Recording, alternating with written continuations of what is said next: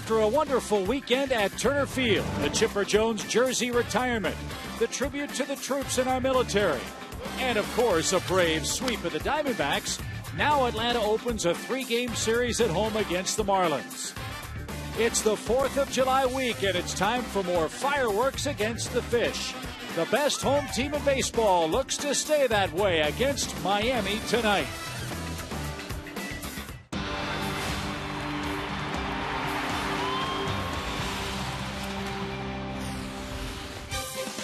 The calendar turns to the month of July, and the Atlanta Braves at Turner Field have the best home record in all of Major League Baseball. And it's been a while since they've seen their division rivals from South Florida. The Marlins are in town with Giancarlo Stanton ready to square off with Brian McCann and the Atlanta Braves in a 4th of July series spectacular. Hi again, friends. Chip and Joe, great to be back with you at the ballpark. And partner, it's been 82 calendar days since the Braves have seen this Miami Marlins ball club. They got off to an awful start, but things certainly are changing in the right direction, for the Fish are playing their best baseball of the year right now. Yeah, they weren't very good when the Braves saw them on the beginning of their first road trip of the year, and the Marlins didn't get a whole lot better until recently. But they got some guys back healthy, especially some pitchers, and they've really gotten some things turned around. They've gone 16-10 over the last 26 ball games. They're scoring more. They're holding opponents to a 3.38 ERA. So while that's all well and good, things against the Braves have not been so good. Yeah, the Braves have absolutely dominated this Miami ball club, and hopefully that's a trend that'll continue. For we're going to see these guys a lot before the break and, frankly, after too. Yeah, the Braves have won 7 straight against the Miami Marlins. I almost said Florida again. And the Braves have won 17 of the last 20 contests between these two ball clubs. Look at the difference in scoring. 102-33 for Atlanta. They've out-homered them 20-8. They've completely dominated the Fish. But as you said earlier, Chip, this is a different ball club. They're playing better. They have won 8 out of their last 11. They won 3 out of 4 from the San Diego Padres, who swept the Braves out in San Diego. So this is an improving ball club, the Miami Marlins. And a real test for Chris Medlin, who gets the ball for the Braves in Game 1 of the series. And when we come back, Tom Hart will talk about Chris Medlin's season turnaround. He's on quite a roll, too. That and more as we continue from Atlanta right after this.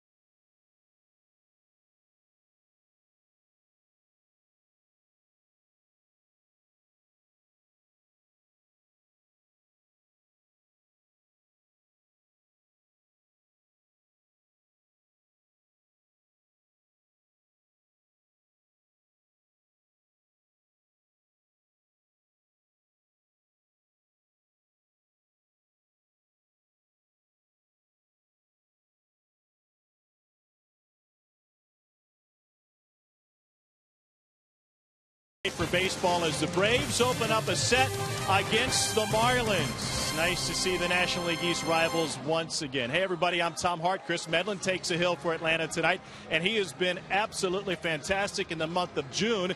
This was after a poor start that didn't see much run support for Chris. In fact, he won just once in his first 11 starts. As we check out our Georgia Lottery hitting the jackpot. In June, however, he's won 4 of 5 with an ERA of 2.14. The difference, the strikeouts and the walks, big time, and more run support too. So how did it happen? Well, over the offseason, there were 2 big changes to Chris Medlin's life. Became a father for the first time, and he developed a cut fastball. A cut fastball that he finally started using against lefties in early June against the Pirates. It has paid off in a big way. Cut fastball, changeup. See if Medlin can work his way through some very dangerous lefties in this Marlins lineup tonight. Should be a fun one as we see the pitch for the first time in a long time, and we'll see him again next week in Miami. Time to get familiar once again with the folks from Miami. Chip and Joe will have the play-by-play call right after this.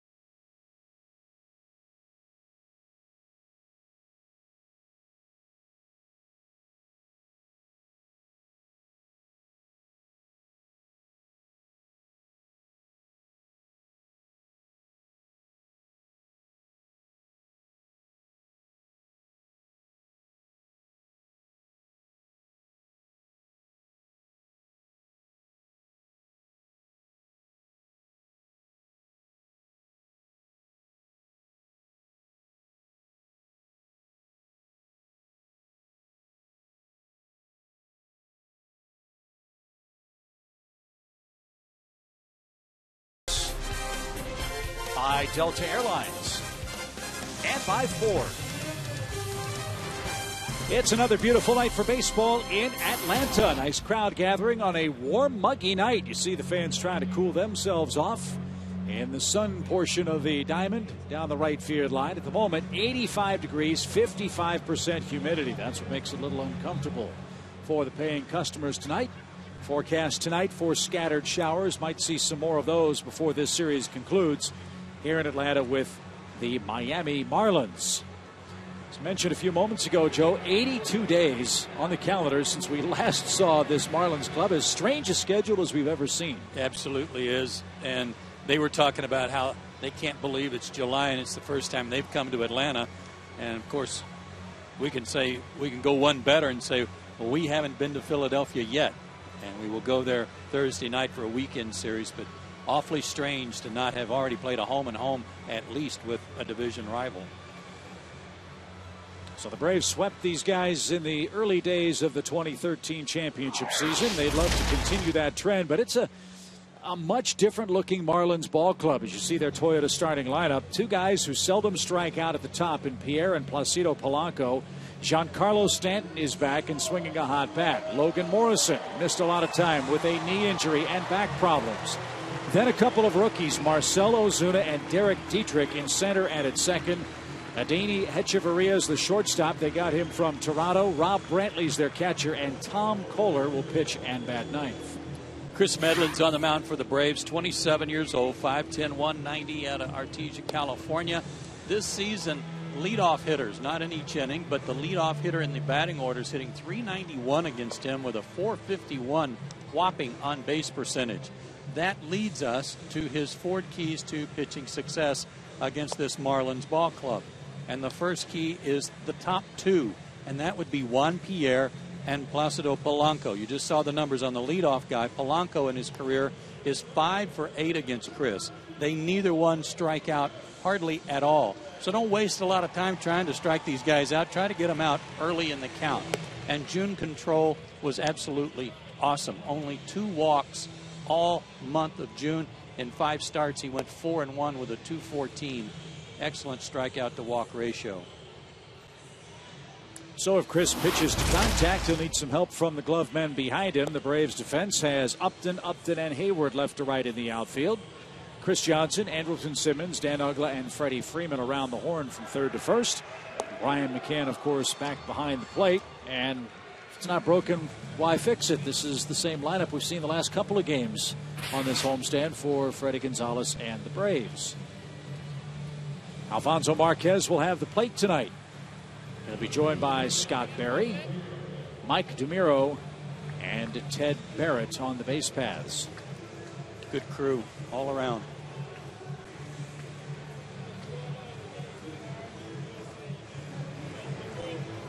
So the ageless wonder, Juan Pierre, ready to lead things off for Miami.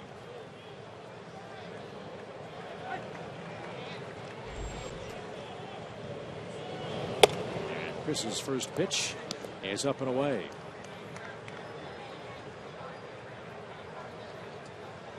Pierre's average .242, a homer, 8 RBIs. And he lines one right to Freddie Freeman, who was fortunate to catch that on a knee. A line out for out number 1. Well, that'll wake you up, that's for sure, because Juan just does not pull the ball that much. And that got Freddie's attention right away. Early out in terms of pitches for that at bat for Pierre. Now let's see how long it takes him to get Polanco. Polanco's batting second for the Marlins. Now that their lineup is healthy. Remember when we saw these guys? He was their cleanup hitter. Yeah. Yeah, they were really scuffling in early April, and that continued, like I said, until recently. They've added a couple of young players out of their system. They got Dietrich from the Rays for Escobar in the offseason. So those guys have come up and really provided them with some much needed offensive help.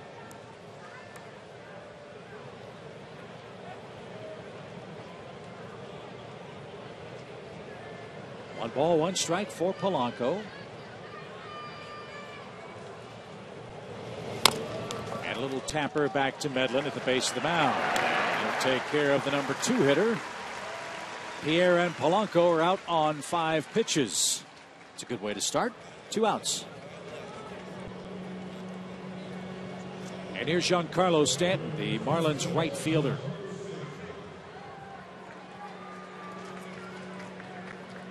Can he stay healthy is a big question, I think. Hamstring injuries have really slowed him down, and that's what put him on the DL earlier this year, but he's come back swinging the bat great.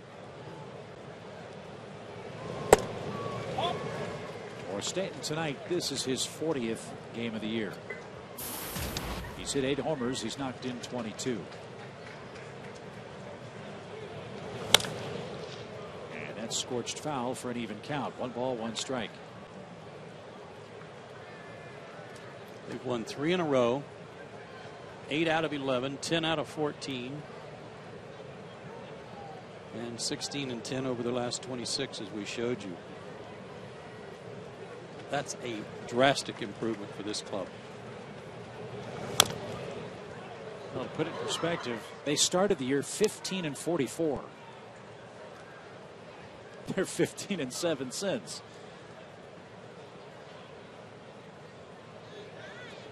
Chris's first win of the season came against these guys in Miami, and he pitched great. 7 innings, 3 hits, 1 unearned run, and he only struck out 1 batter that night.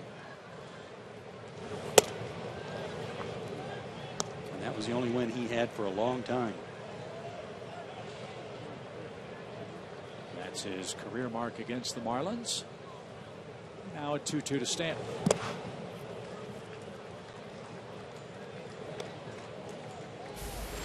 First baseman Logan Morrison waits next.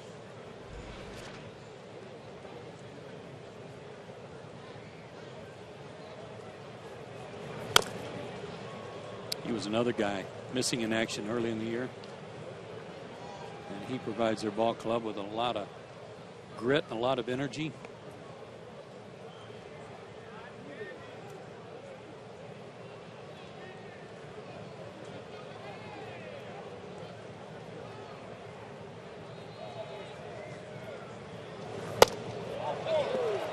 Stanton did not swing, and he walks with 2 out.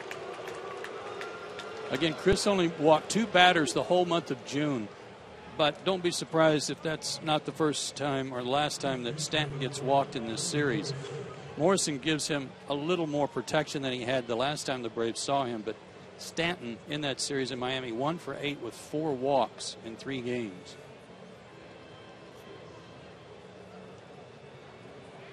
So Morrison stands in.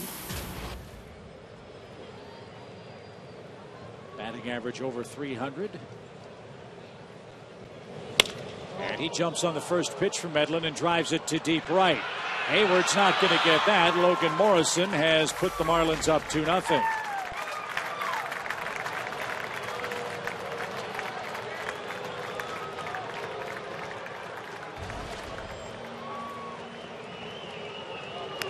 A walk, and on the next pitch, Morrison hits one into the seats in right. Well, he took care of the first 2. It's the next 2 that became a problem.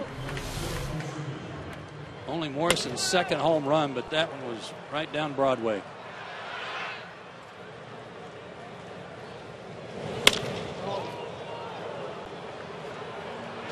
Great satisfaction for Logan Morrison, who was 0 for his last 25 against Braves pitching.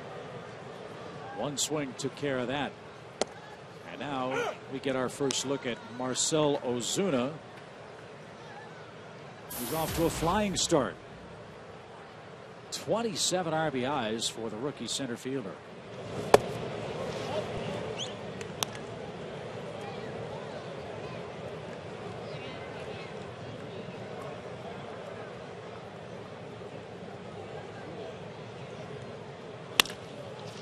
Deep short. Andrelton to his right. And that will retire the side. 2 runs on 1 hit. Logan Morrison's 2-run shot gives Tom Kohler a first inning lead here in Atlanta.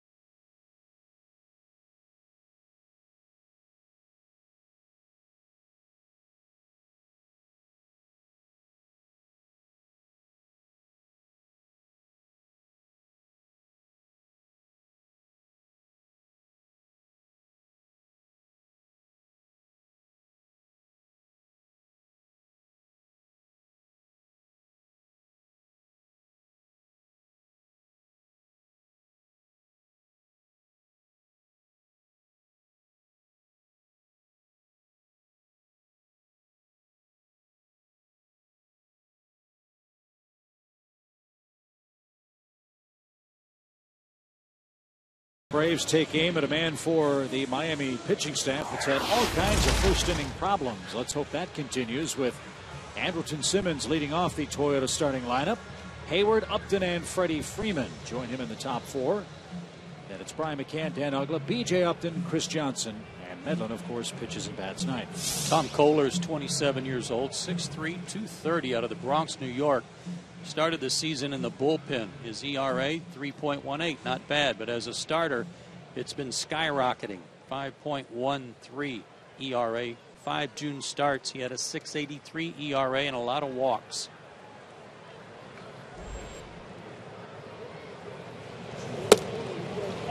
His 4 keys to pitching success tonight: fastball command. He's been walking a lot of guys. He's got to get his fastball over to set up what I'm told is a pretty good curveball and a changeup.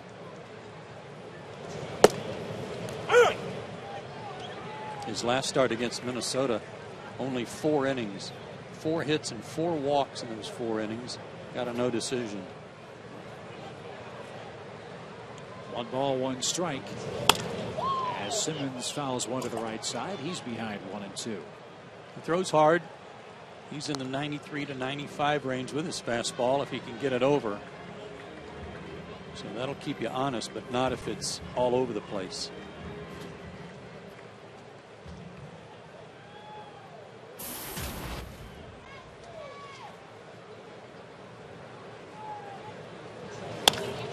Toward third, Polanco, one of the best defenders in the game at the hot corner, handles his first chance cleanly.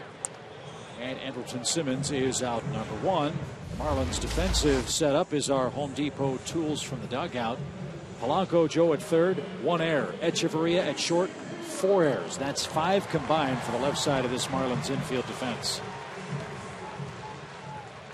Echeverria, not really, his name's not out there because he plays in Miami for a team that's got a bad record, but he can pick it.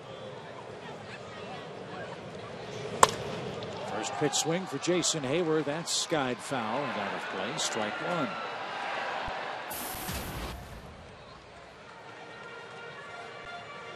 A little bit of an infield shift on for Jason.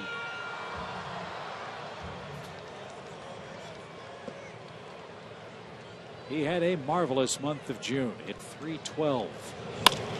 And he jumps all over a pitch and drives it to right. Stanton going back. He's going to get there at the edge of the track.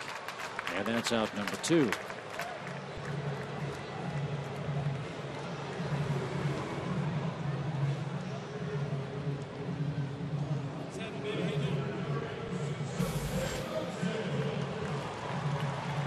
This lineup the same as it's been the last 3 games, so this is 4 days in a row. That's almost a record for Freddie Gonzalez and the team. And this lineup so far 3-0.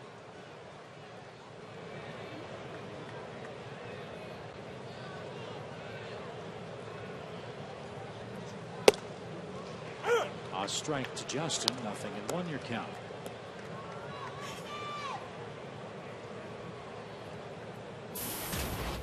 Justin hoping a new month brings him new luck. June was not kind to him at the plate.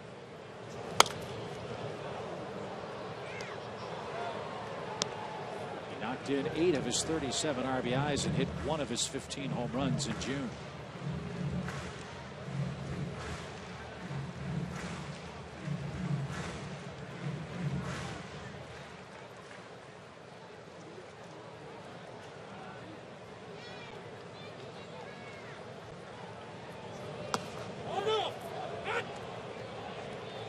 No swing, a ball and 2 strikes.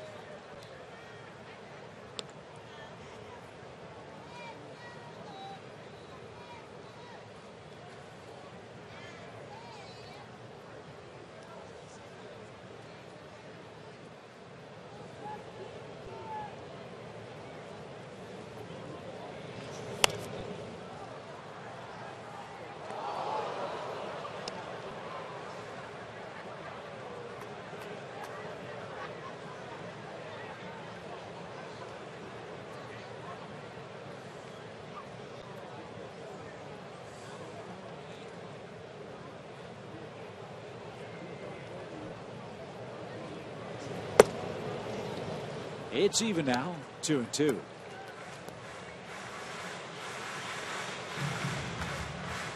Kohler's out of the Bronx. Out of Stony Brook College. And he just struck out Justin Upton. No first inning troubles for Tom Kohler tonight. He leads 2-0 as we head to the top of the second.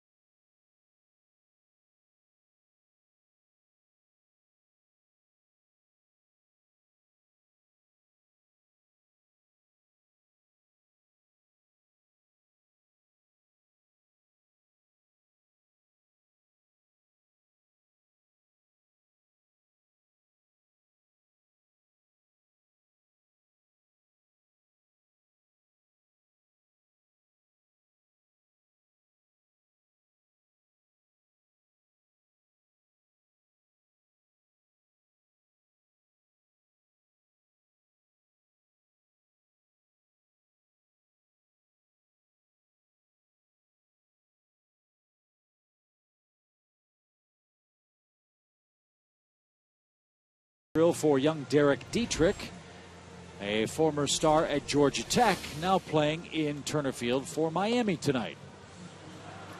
Played a lot of shortstop in college. They've moved him to second base because he has more of a second baseman's arm, but he's got a middle of the batting order bat.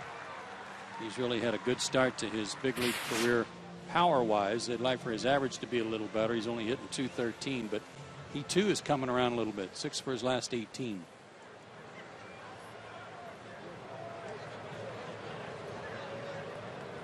So it's Dietrich, Echeverria, and Brantley in the second.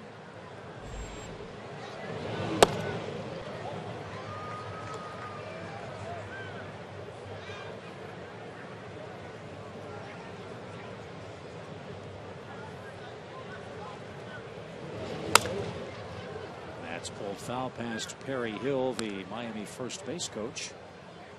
And the count now 1 ball, 1 strike. When Donovan Solano got hurt, they brought Dietrich up. Solano got healthy and Dietrich kept playing.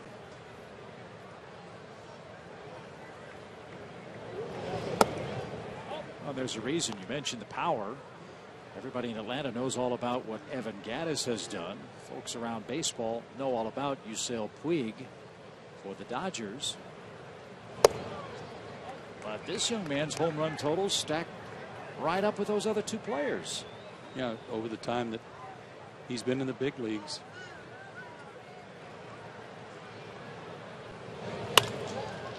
In the air towards center. That's playable for B.J. Upton to his right. And Dietrich flies out, 1 away.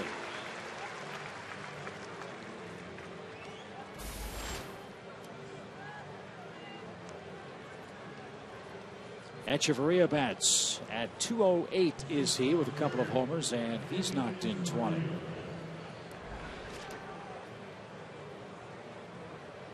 Echeverria might have been the centerpiece of that big deal that the Marlins pulled off with the Blue Jays. Up the middle. Simmons had a little trouble, and it cost him. Echeverria aboard with 1 out. And scored a hit. I think it was a bad hop base hit. I think the ball came up on Andrelton a little bit on that last hop. It caused him to fumble it into his chest some.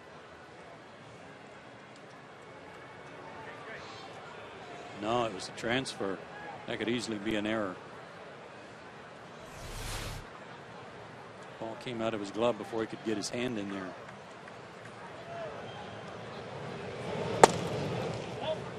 So runner at first for Rob Brantley, the Marlins catcher.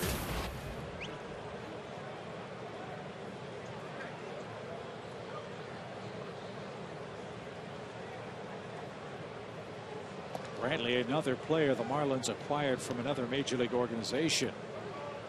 Last July, they were also dealing at the deadline. They traded Anibal Sanchez and Omar Infante to the Tigers. And that's fair past Freeman down the right field line. Echeverria around second is going to get green lighted. And now he's going to stop. And the Braves will see Marlins runners at second and third with one out.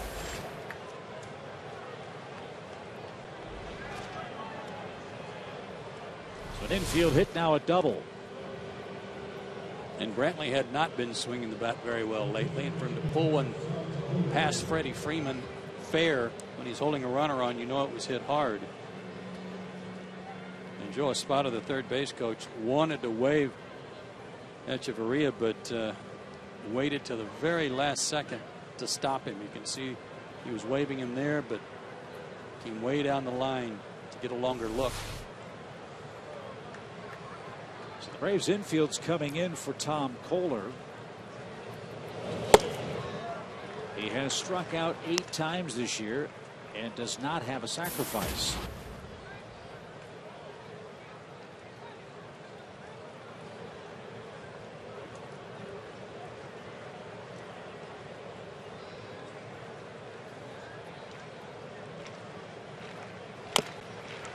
That's chopped off the plate. No advance. And Kohler out at first. 2 out. A little bit of a tough play there for Chris in that by having to charge on that high bouncer, he can't see the runner behind him. He doesn't know if Echeverria is coming to the plate or not. So he had to take the time to look over his shoulder before he made the throw, which made it somewhat of a close play. Smart play by Chris.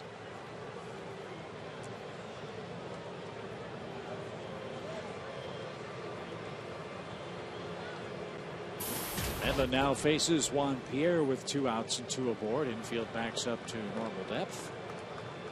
Pierre hit a sharp ground ball, I should say a sharp line drive that Freddie Freeman caught at first base to start the game.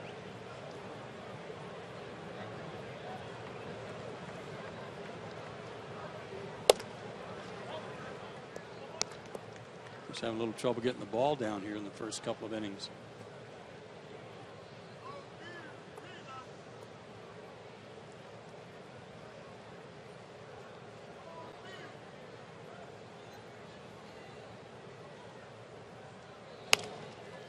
Fly ball shallow center. BJ got a good jump and he makes the play to retire the side. Medlin pitches out of second, inning trouble. Freddie Freeman leads off the Braves second. Atlanta's down 2-0 early.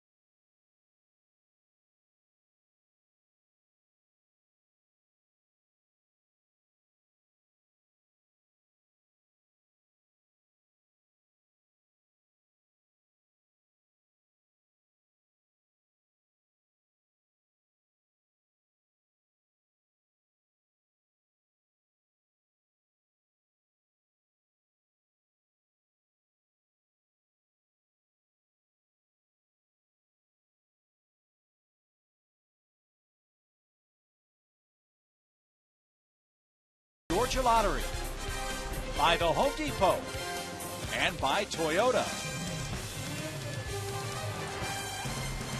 We head to the bottom of the second inning, 2-0. Miami has an early lead. And friends, as you know, the Carolinas are a big part of Braves country, and the Braves are proud to host Carolina Day, Saturday, July 13th. Residents of both North and South Carolina can visit Braves.com/Carolina and take advantage of ticket discounts of up to 50% off. Visit Braves.com/Carolinas for details today.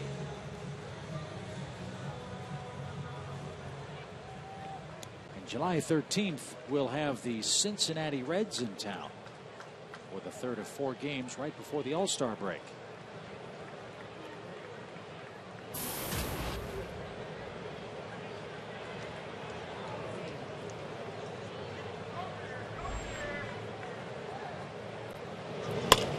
Freddie Freeman swings the first pitch, and he's going to drive it in front of Stanton. The ball pops away from the right fielder. And Freeman will stand in safely to start the Braves' second inning.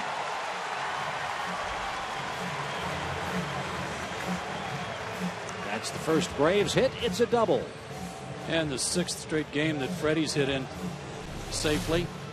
The Braves swept the Marlins down in Miami without the help of Freddie Freeman. He was on the disabled list for that series. So this is his first appearance against them for the year.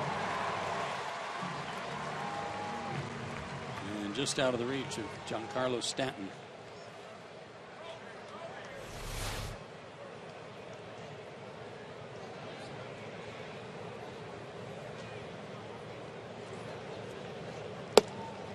A breaking ball caught the corner for Brian McCann. Osuna backed that play up, and I don't know if we'll get a chance to see it over the next 3 days, but everybody tells me that Marcell Osuna in center field has a top-notch throwing arm.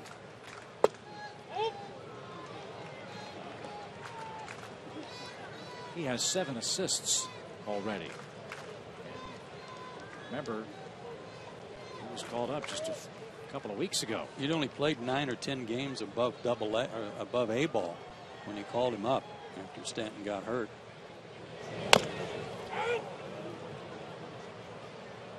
Ryan fouled that off his body. 1 ball, 2 strikes.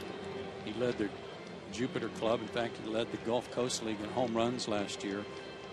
And down there, those are all pretty good sized ballparks, spring training ballparks, and I think he had 20-some homers, and that's not easy to do in that league. Yeah, he had 24. Didn't hit a single one in the entire month of July. Huh. He's got a good arm. I know that precedes him.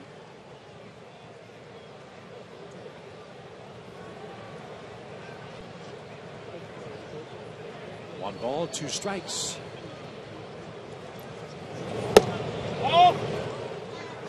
Brantley held it there for a moment, didn't get the call. Yeah, Kohler wanted that too. Like a pretty good backdoor pitch.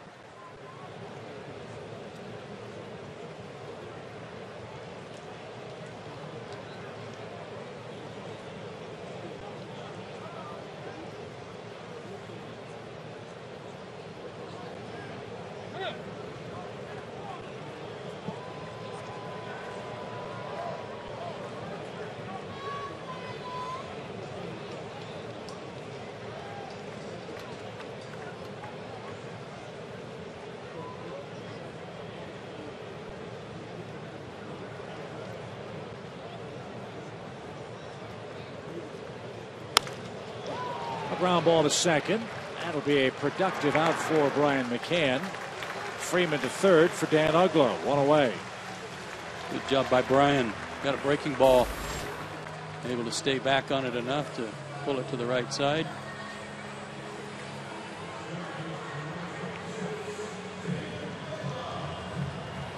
Now a ground ball up the middle or a fly ball would score a run for the Braves here. It's 2-0 Marlins. Dan Ugla is standing in, and he's riding a hot streak. He's hit safely in his last 6 games.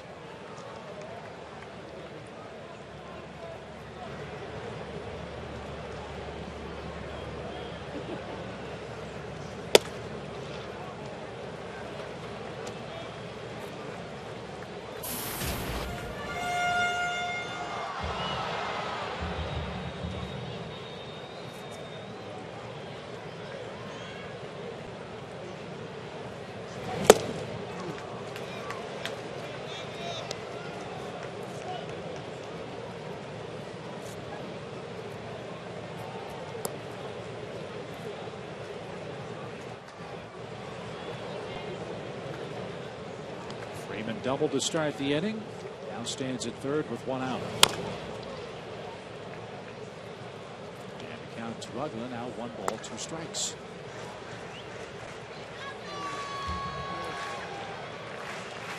There's a little bit of palace intrigue around this Marlins ball club with the trading deadline now a little more than 4 weeks away. Will Ricky Nolasco be a Marlin at month's end? Doesn't sound like it.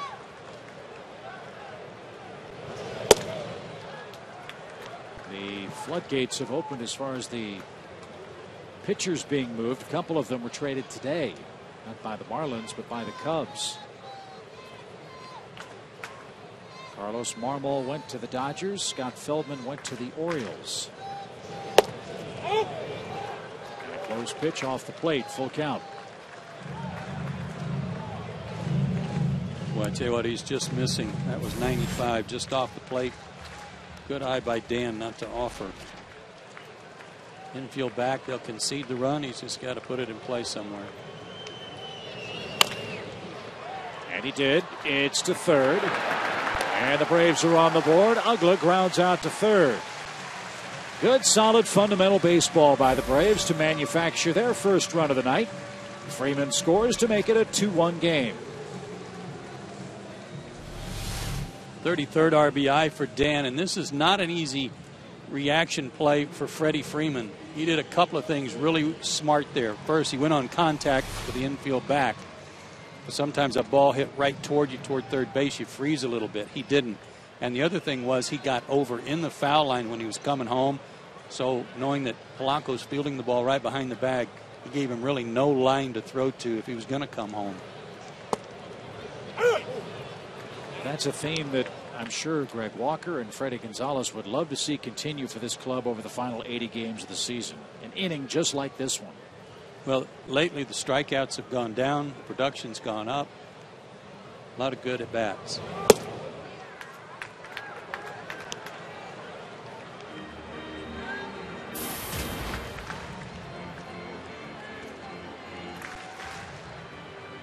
So the bases are empty for B.J. Upton. He's quickly behind 0-2.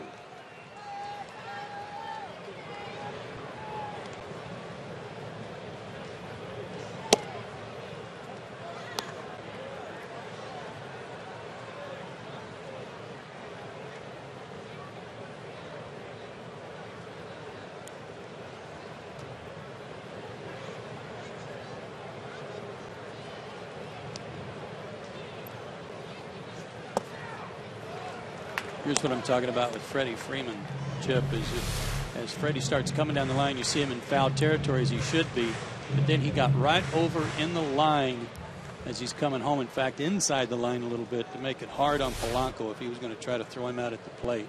That was smart base running.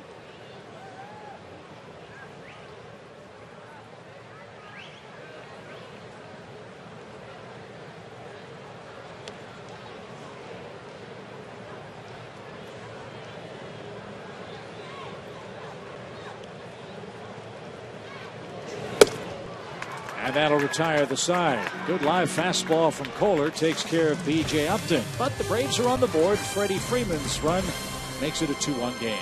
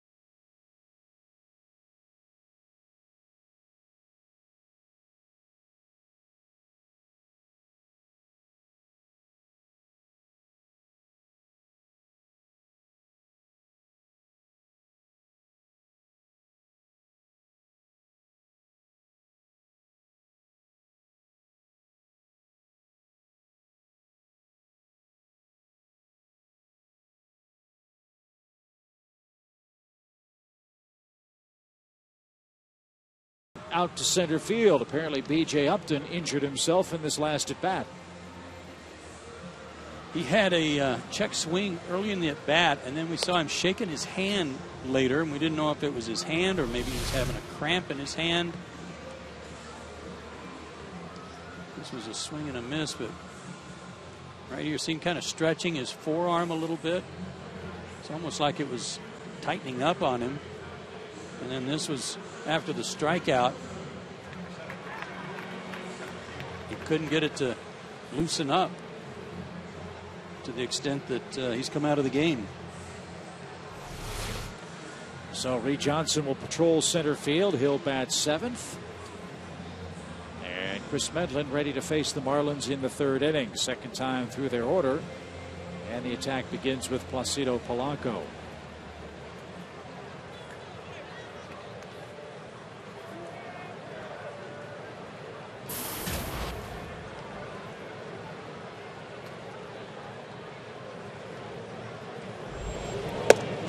And a little high, 1 ball, no strikes.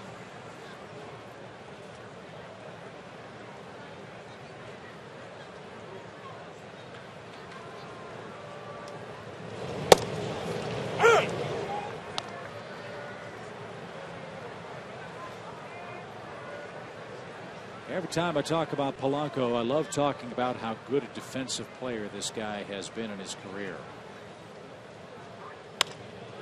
While with the Tigers in 2007, he played 142 games. He hit .341 that year. Great year offensively. Played second base, did not commit an error. All year. All year. Wow. 0. You don't hear about that, do you? No.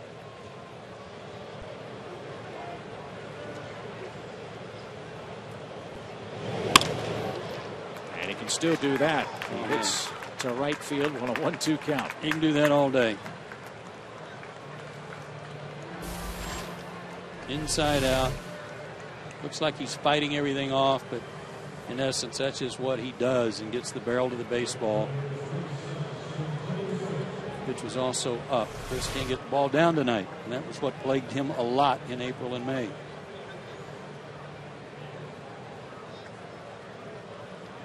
So here's Stanton with Polanco at first. Giancarlo walked and scored ahead of the Morrison homer. Great changeup.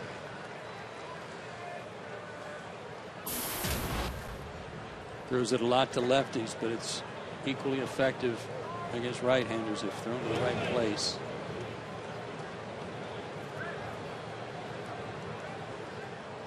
And that was a beauty.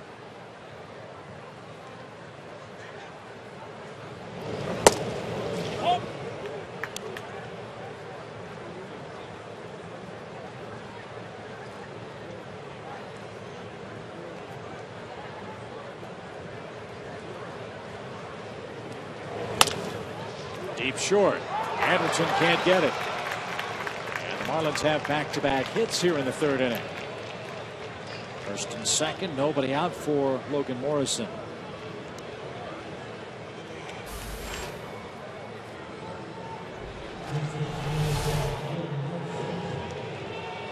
Breaking ball up. He was on the outer third of the plate, but up enough that he could go out around it and get it.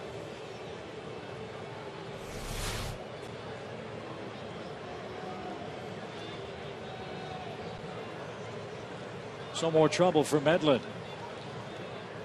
Morrison activated June 9th after coming back from knee surgery.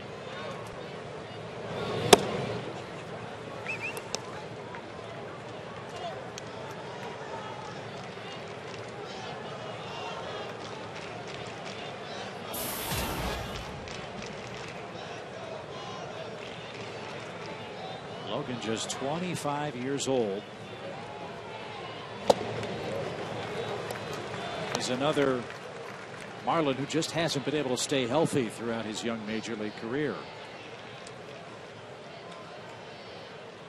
123 games in 2011, just 93 games last year, and activated about a month ago this year. Yeah, I was going to say, missed the first 2 months this year. A natural first baseman.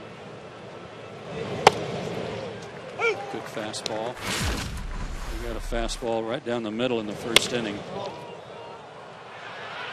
But he lost the battle for first base to Gabby Sanchez a couple of years ago, and they moved him to left field where he had not played before. Did an adequate job out there.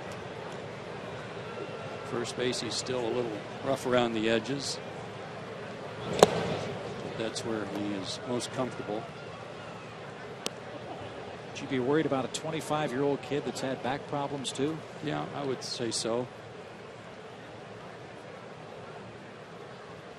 But he plays hard. He is, like I said, gritty. Brings a lot of energy to their team.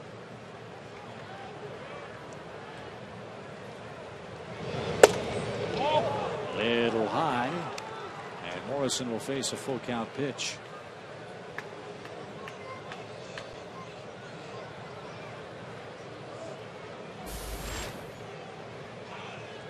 Ozuna waits next.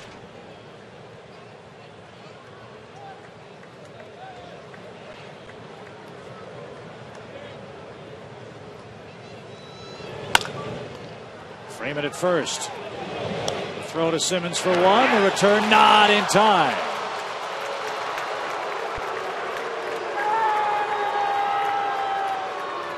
Polanco's at third. Stanton forced at second. Morrison at first. The double play still in order. And one out. Braves have been turning a ton of 3-6-3s, 3-6-1 double plays. But this one was a little bit slow developing. And Morrison just beat the throw.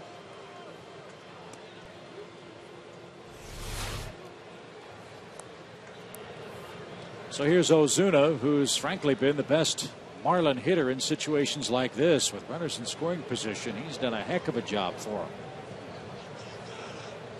Yeah, .411 average. That helps. Morrison picked off first. Now it's a runner at third and two out. And Logan can't believe it. He'll have a chance to go back out there and talk to Scott Berry about it.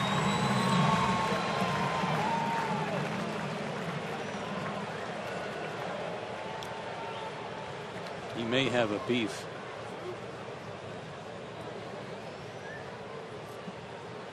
Gary Hill didn't argue. He's the first base coach. So now it takes a two-out hit from Ozuna. He's behind strike one.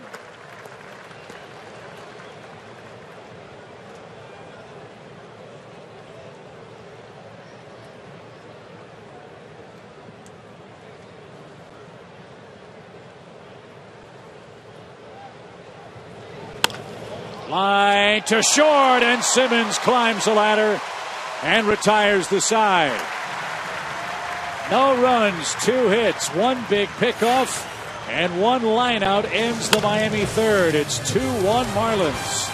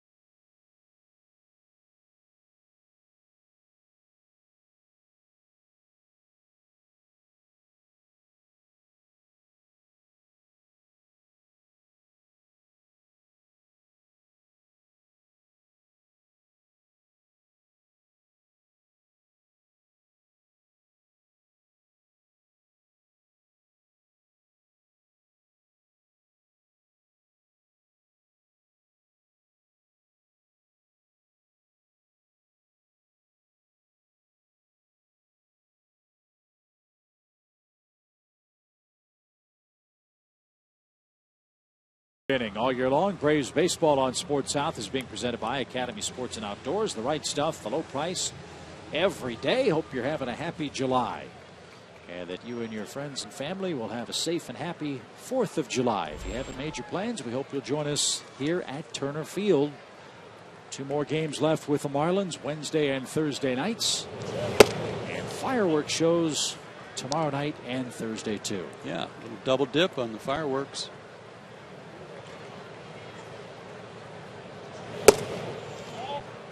Chris Johnson, then Medlin, then Andrelton Simmons in the Braves' 3rd inning.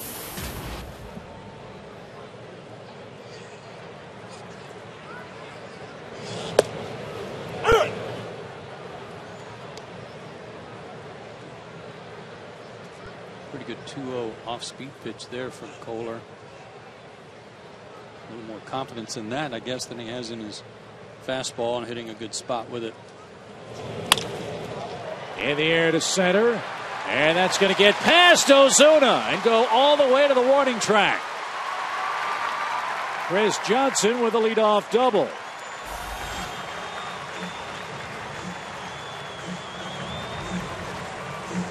I don't know if that ball fooled Ozuna in that it was hit harder than he thought, or if he just didn't pick it up, because he really took a sharp angle to try to cut it off, and he's fortunate it didn't turn into a triple.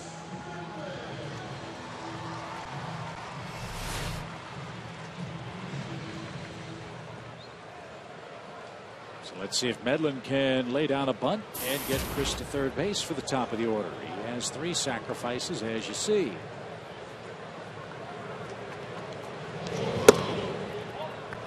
One ball, no strikes. Chris is a switch hitter, as you know, and I asked him one day in the cage, I said, are you better bunter left-handed or right-handed? He said, left.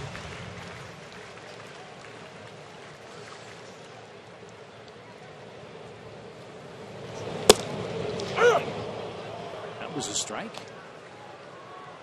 1 ball, 1 strike.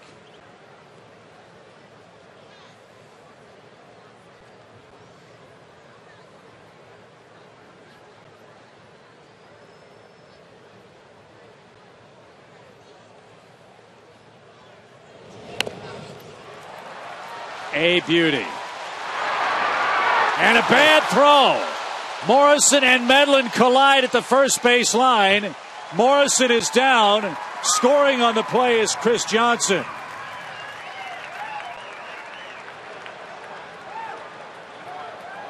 It's a base hit, and E1 and Logan Morrison is down in foul ground. Man, oh man, I can't believe Chris Medlin wasn't also still on the ground.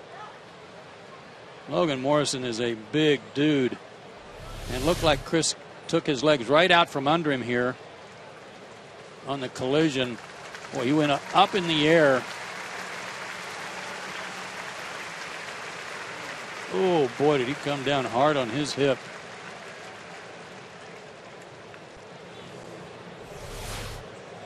He is up. And for a man who's had a history of bad back problems. Oh, yeah, you just said that. How's that working for Logan Morrison? Not very good. That was a pretty good shot. I'm glad Chris is okay. I can't believe he was able to get under him enough to avoid any serious injury of his own. So Medlin reaches on the sacrifice, and the error allows Chris Johnson to score from second base. That ties the game 2-2. The official score originally said E1. That's E5. Watch Chris try to get out of the way. He turned his side and got down a little bit, but in the process took Morrison's legs right out from under him. You see Chris bounce up pretty quick, so he was okay. That could have been awful for both sides.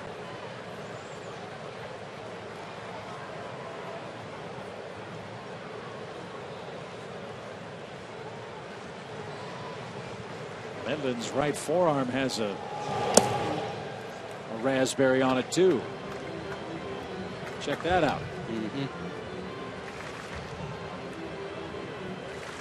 Wasn't it against Miami that he got hit in the elbow by Kochman in spring training? It was, yeah, a line drive, little soft line drive back through the box. 2 balls and a strike for Simmons.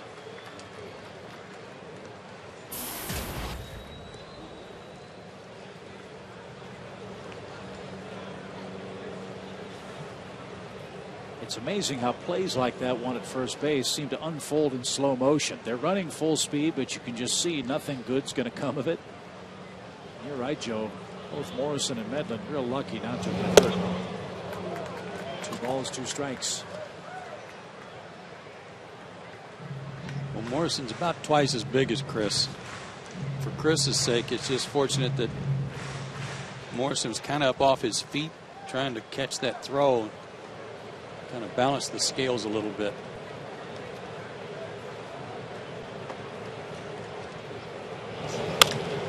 Back to the mound. There's one. And there's the double play. 1-6-3. The twin killing erases Medlin and Simmons. 2 are out for Jason Hayward.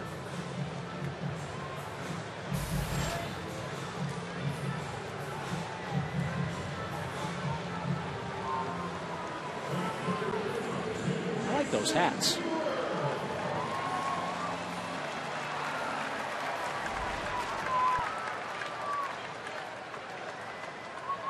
Might have to sport those on Thursday if we can find. You should have 2 of them. I think I like the one on the left best. Maybe that headphones match.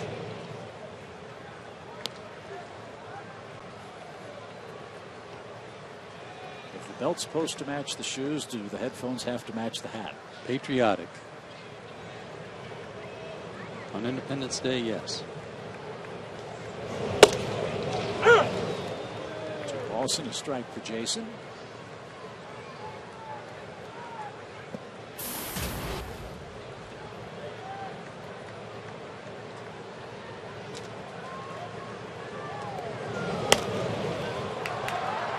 It's 2-2.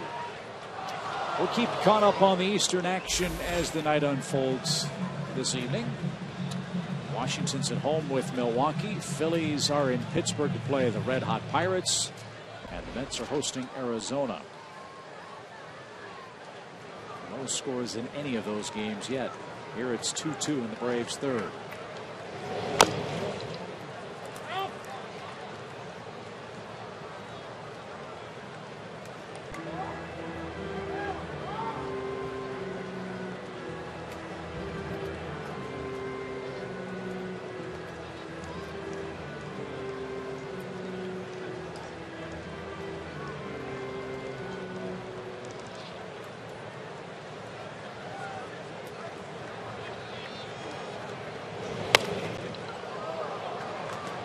Again to the screen foul. 2 balls, 2 strikes. Jason's talked about better timing for his as one of the keys to his good June. The other is, man, is he getting some great extension. With that timing, he's getting the bat out there in time. You don't see him late.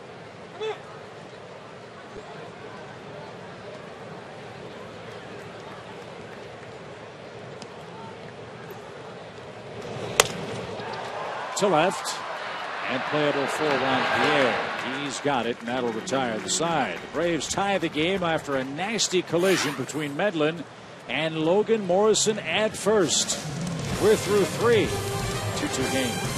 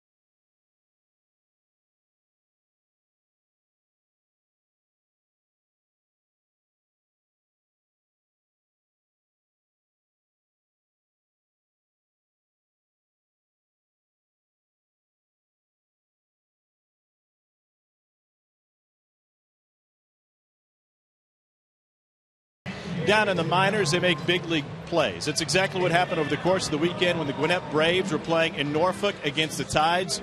If you haven't seen it yet, you're not going to believe this catch in front of the Gwinnett dugout. It's a Zaxby's indescribably good play. This is Alden Carruthers of the G-Braves. He goes up and over. The amazing part of this catch as he crashes into his own dugout is there is not a teammate nearby to help him, but they're the first ones to indicate that they made the catch, and retired Buck Britton on the pop-up in the bottom of the 7th inning. Tip of the cap to Alden Carruthers, a 15th round pick out of UCLA a few years ago for the Tigers, now with the Braves AAA affiliate. Yeah, don't be afraid to give a brother a hand over there when you've got the same uniform on. Maybe everybody over there was afraid they were going to get hit with the pop-up. Man, what a play. Here's Derek Dietrich. Speaking of the minor leagues, another big play tonight. Kyle Wren, Frank's son, playing for Rome, just dropped a bunt single to third base against Charleston, and Alex Rodriguez, who's rehabbing. Oh, no kidding.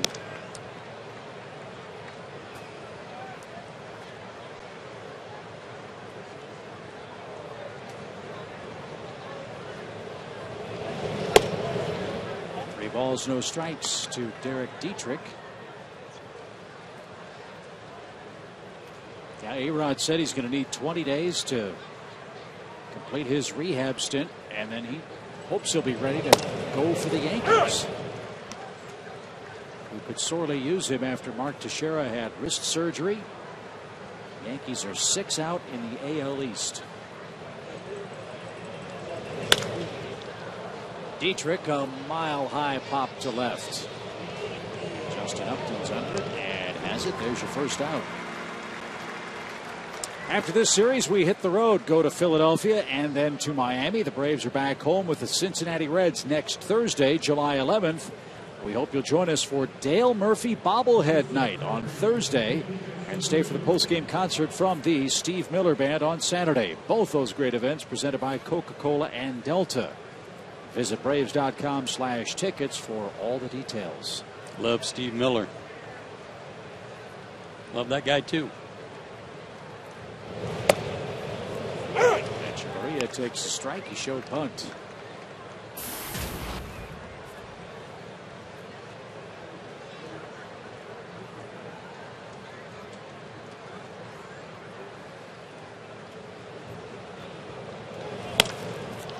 That's into center field for the Marlins shortstop. Echeverria has 2 hits.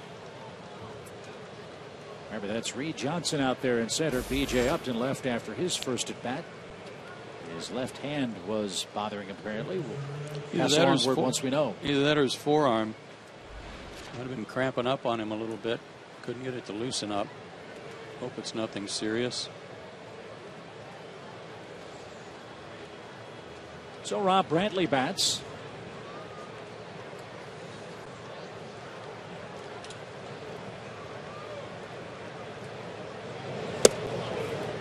Brantley, a young Marlins catcher. We've got some real good play of late from Jeff Mathis, a veteran. On Sunday, had a walk-off grand slam against San Diego. And in his last 4 games, Mathis has knocked in 11 runs. Yeah, he's kind of taken over the position. Brantley's getting the start tonight against a tough right-hander in Medlin. But Rob Brantley needs a good game or two to get back in good stead and get a little more playing time. And if memory serves, Mathis was another player they were counting on in the early days of what they knew was going to be a rough start to the season. But in spring training, he took a foul tip and broke his collarbone. And the Marlins were without him for a couple of months. Low to Brantley, 3 balls and a strike.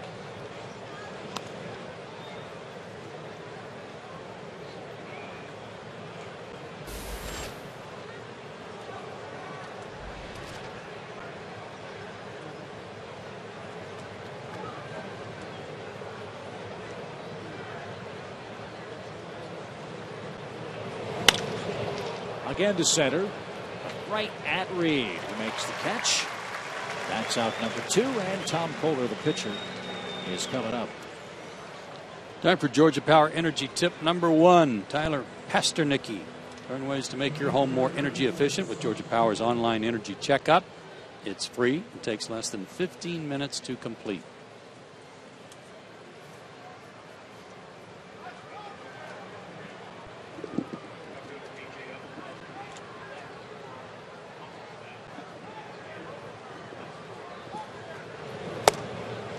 And the word has come from the Braves training room, Joe. It wasn't the hand, but the forearm, as you suggested. Some muscle spasms in his forearm. Listed as day-to-day. That's rolled toward third. Tough play for Chris. Throws on the run, and another near collision at first base. Freddie Freeman got the hand out of the way just in time, and that retires Miami in the 4th inning. 3-4-5 up for Atlanta in their half of the frame. It's a 2-2 score in game 1.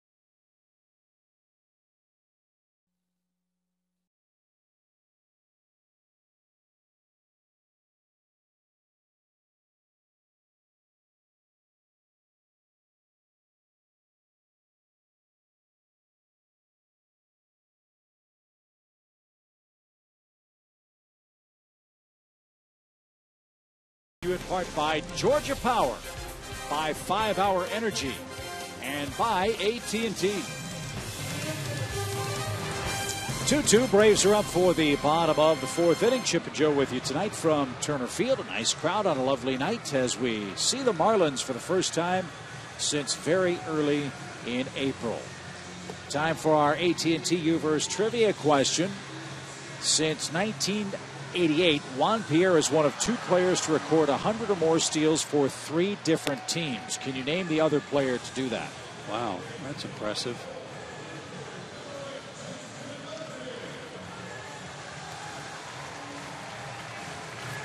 Normally I would say 88. Alfonso Soriano, but he was only with Washington for 1 year. When did Ricky Henderson retire?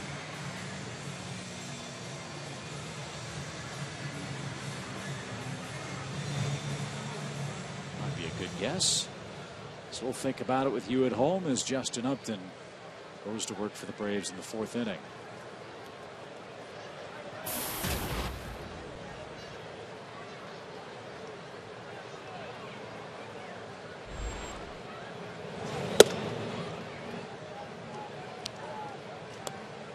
Kohler has no record, no ERA, or had no record, no ERA against the Braves before tonight's action.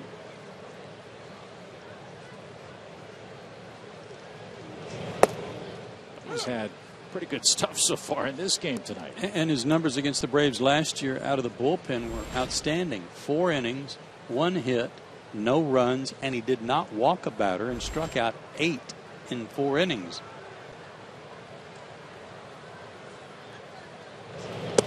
That's the other part of that Palace intrigue I was talking about with regards to Ricky Nolasco.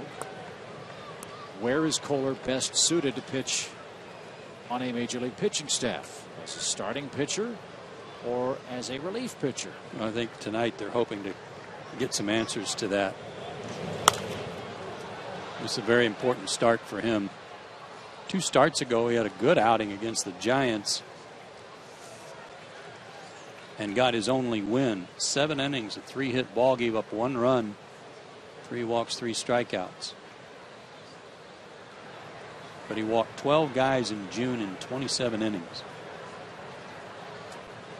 Mike Redmond, his manager, keeping a watchful eye tonight.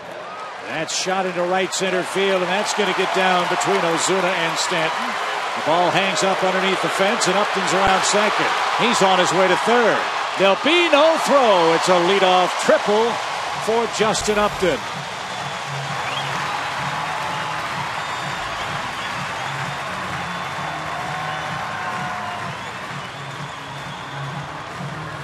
'30th for his career, 2nd this year. Fastball right down the middle.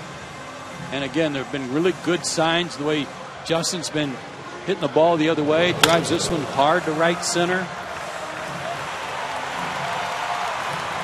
And then it kind of got hung up under the padding, so Stanton had to go all the way to the fence to get it. Didn't come back to him.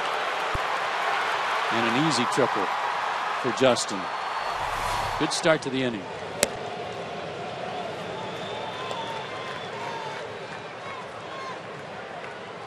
Freeman doubled and scored the first Braves run. That was in the 2nd inning. It's part of that great April for Justin. He was 5 for 12 at Miami with a homer.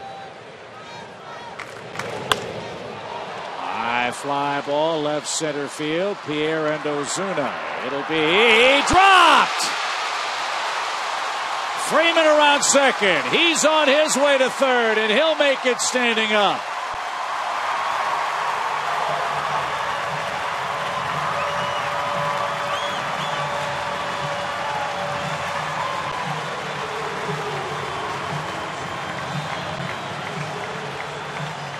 (3-2) Atlanta. This is a case of a kid playing center field who's supposed to take command, take over. Looked like he may have been calling for it, but you got a veteran over there, 37 years old, that you're respecting, and just backed off. Juan Pierre saw him call for it. He moved away, and that goes off his bare hand. That might be a 3-base error.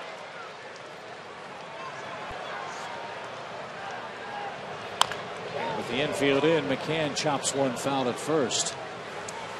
Now that will be a 3-base error, but they're going to give Freeman a sacrifice. Yeah, should be an RBI. And the RBI. Mm-hmm.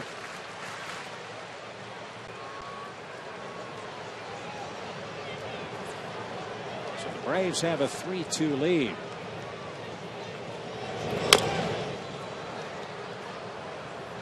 And 0-2.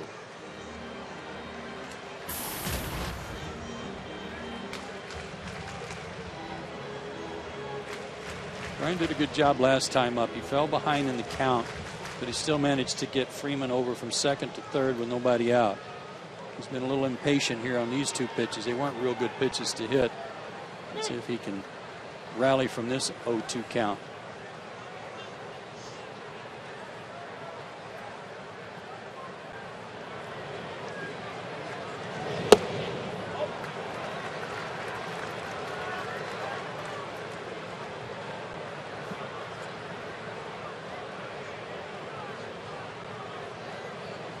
Upton started the inning with a leadoff triple. He scores on the Freeman fly ball to left. Now Freddie 90 feet away. And Ken swings and tips it into Brantley's glove and is the first out.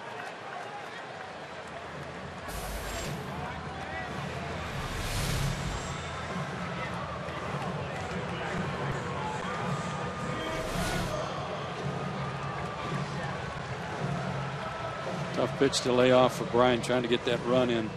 But I thought it was pitches earlier in the count that got him in trouble, not necessarily that pitch. Infield stays in for Ugla, who bounced toward Polanco at third. That ground out brought home Freeman, who with some good base running cut the Marlins lead in half, 2-1 at that time. The uneasiness shifts from the right side of the diamond to the left side. The guys on the right side didn't like being in close for McCann, and these guys on the left side certainly don't want to be 90 feet away from Ugla.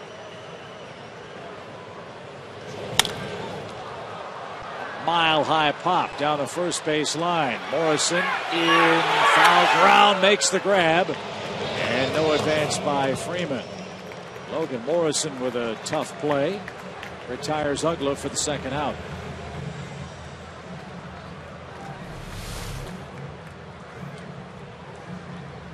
Especially when you're playing in on the grass, that's a long way to go. Good play, good throw. Still trying to get right after that collision with Medlin.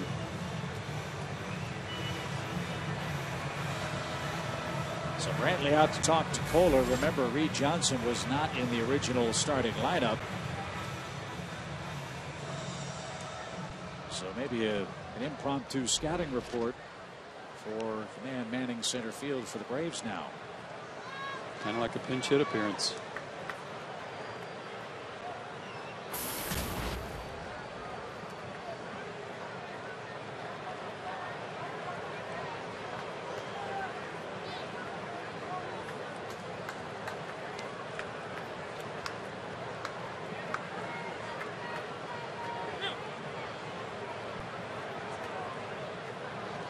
Pitcher and the hitter. A little cat and mouse game here. Reed wants to get set. Kohler keeps trying to quit pitching.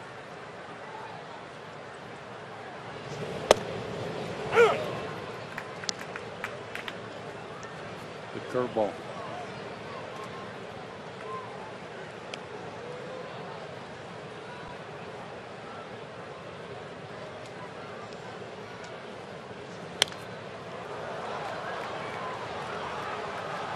Followed by a 95-mile-an-hour fastball. And the count now 0-2. The Miami defense has not helped Kohler tonight.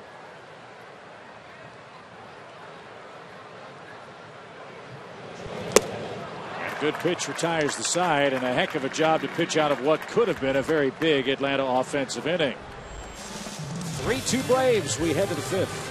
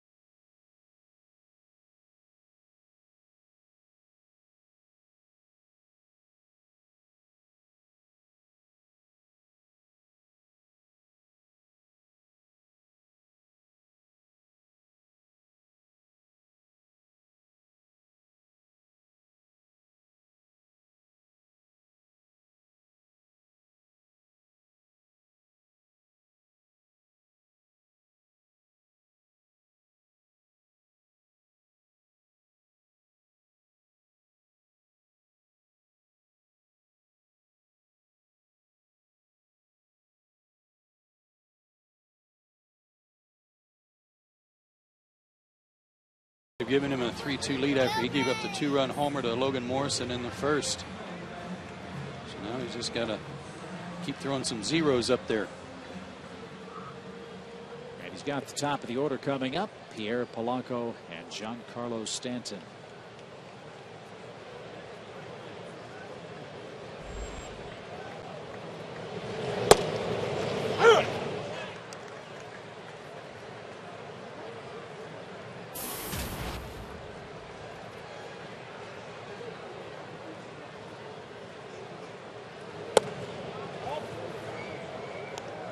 This is Juan's second go-round with the Marlins. He came up with Colorado, then went to Florida in 2003. He was there for 3 years. Then was traded to the Cubs, went to the Dodgers for 3 years, 2 years with the White Sox. Last season hit .307 with the Phillies in nearly 400 at-bats. A roller out to second. And Pierre is 0 for 3. Time for our SunTrust shining moment, and this is a beauty today. 50 years ago today, Braves history, the Braves and the Giants hooked up in a 15-inning scoreless marathon. Spahn and Marichal.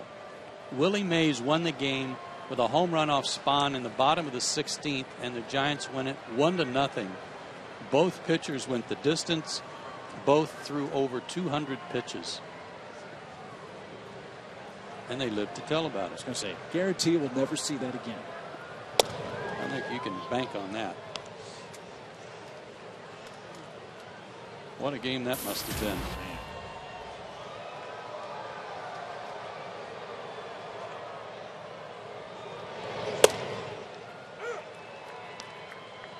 I don't know the answer to this, but I wonder what the time of game was. I was just asking the truck to find out how many men were left on base. If they were that dominating, were there any real chances to score? And if so, how many?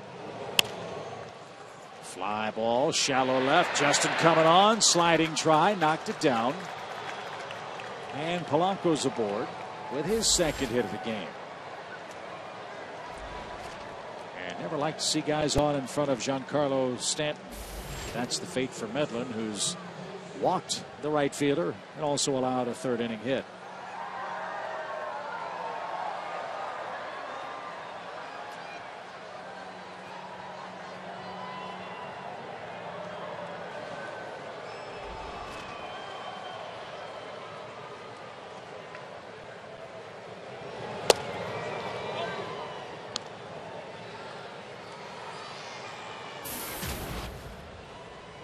Giancarlo Stanton, 6'6", 240 pounds.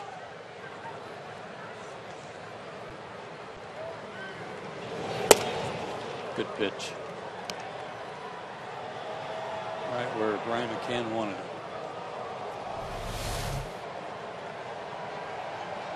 Just a little something to keep him honest and come back perhaps 2-0 with something off speed.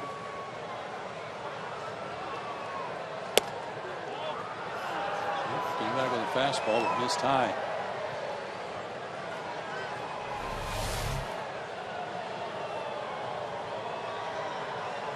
But that was a strike.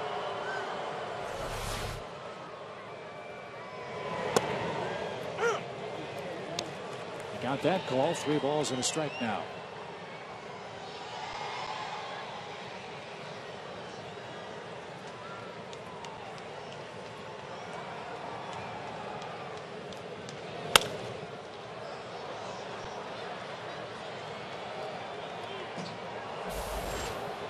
Gretchen got some more numbers for me on that game.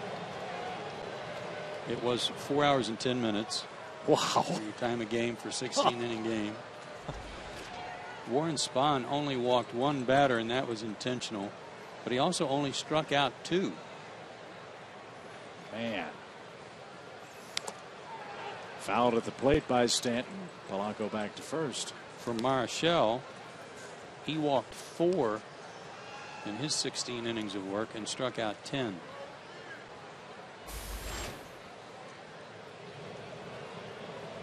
"16 innings in 4 hours and 10 minutes. Again, how the game has changed. Braves left 11 on, the Giants left 9. And that's inside. Stanton takes another walk. 2 on, 1 out. And I'll be interested to see how well Morrison's able to swing the bat after the collision at first base.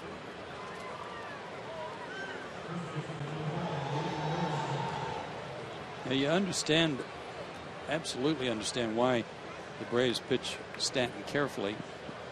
Their lineup is better than it was back in April, but still, he's the one guy you don't want to have beat you. But when Polanco gets on in front of him, or Juan Pierre, kind of makes it tough then when you got 2 on and have to deal with it.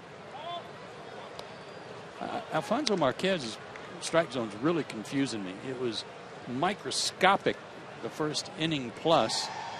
Then it all of a sudden got kind of big. He was calling breaking balls on the outside corner, got generous, and now all of a sudden it's microscopic again.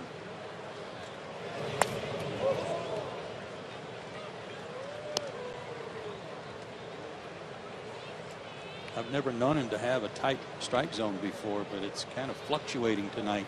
That's not like him either.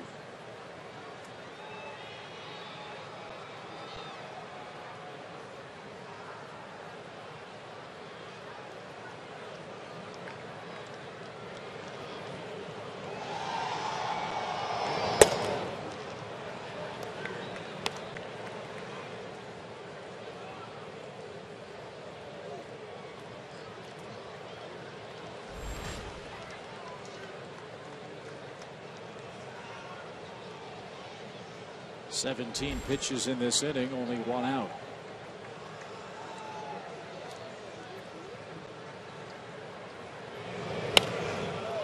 I don't know if it has to do with the fact that Chris last pitched a week ago tonight, so he's had an extra couple of days of rest. But he's really overthrowing it. I mean, his fastball's been up, and it's like he's fresh and just overthrowing a little bit.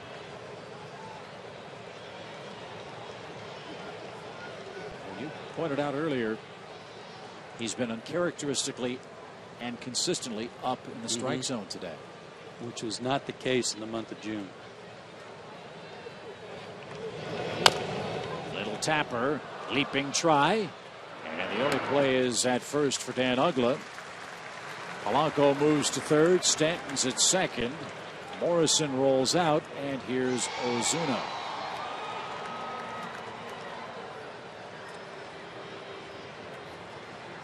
Delta Airlines, proud sponsor of the Atlanta Braves.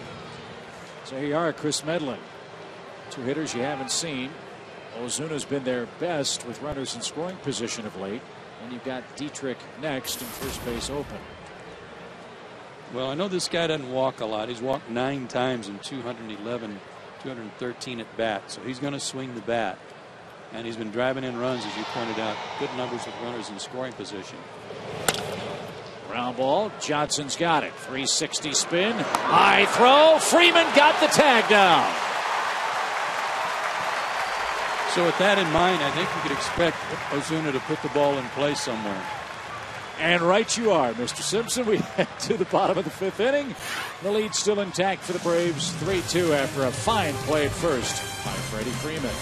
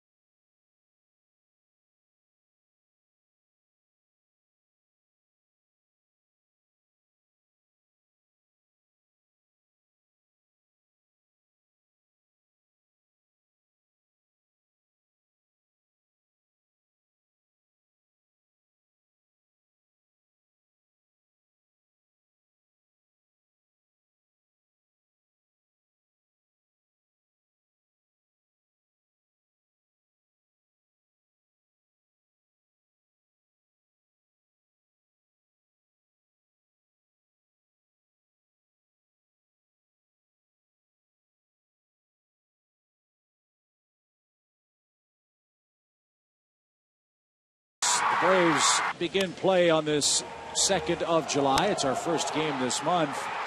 They have a 48-34 record. They're 6 games ahead of the Washington Nationals, and I don't think you could have scripted a better first half for this Atlanta ball club. Not when you're in first place by 6 games. Here are some areas of excellence in the first half on our Academy Sports and Outdoor leaderboard.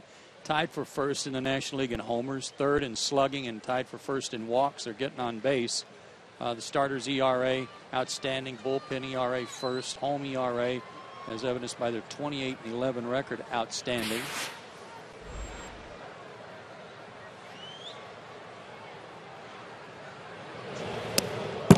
And then perhaps some areas that in the second half could stand some improvement.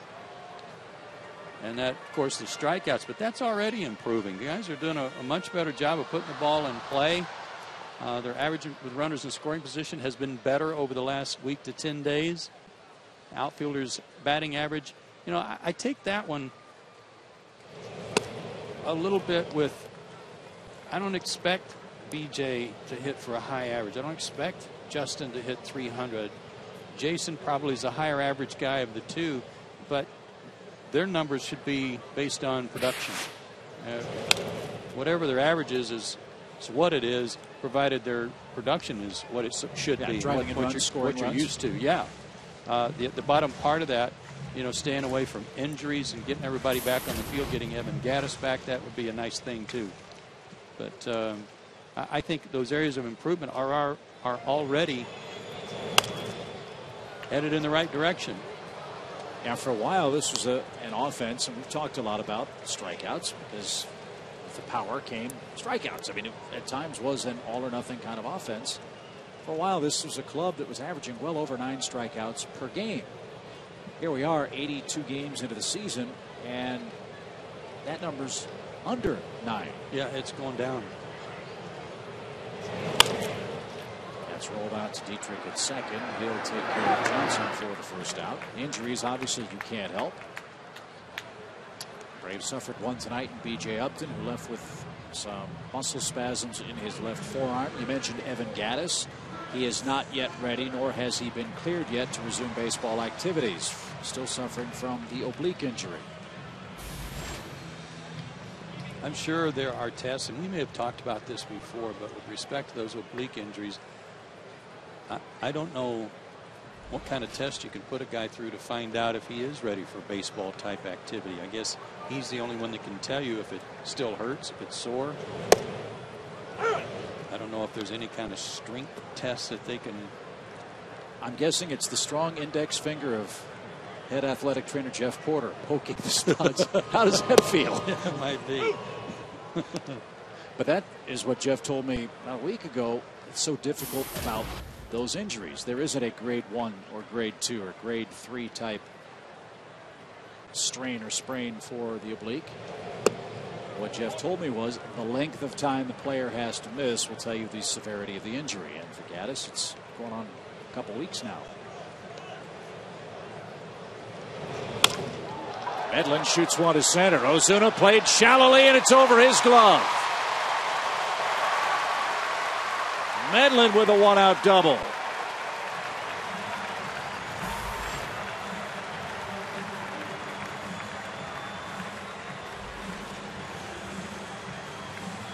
Somebody should have clued in Marcell Ozuna that this guy can hit, because he was playing him way too shallow.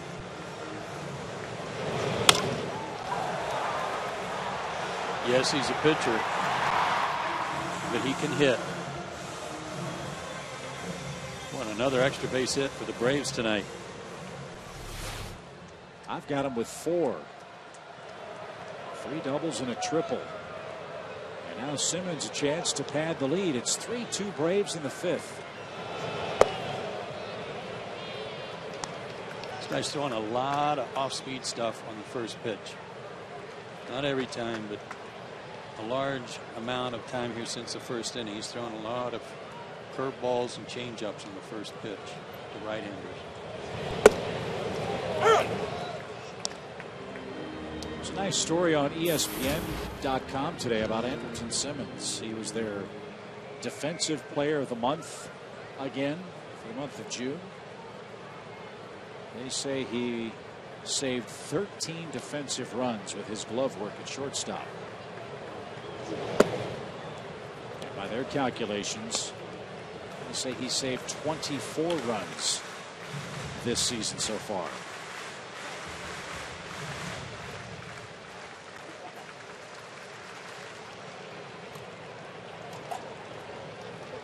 He'd like to create a run with a hit with Medlin at second. 3 balls and a strike.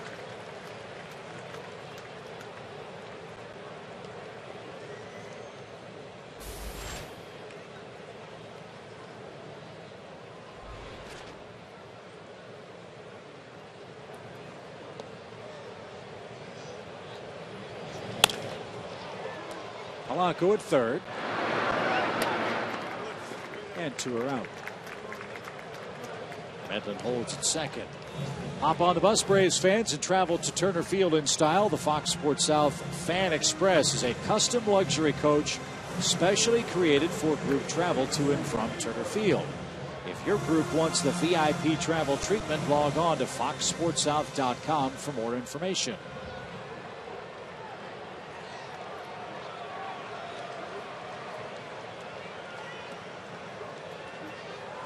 Jason Hayward has flied out twice.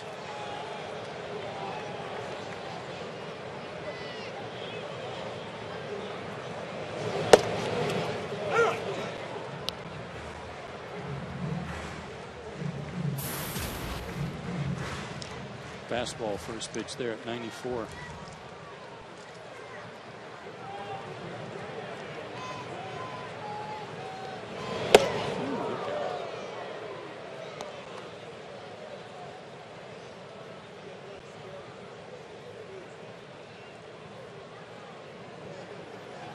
Maybe look off speed here. Look for a backdoor breaking ball after 2 straight fastballs. Big hole on the left side over there.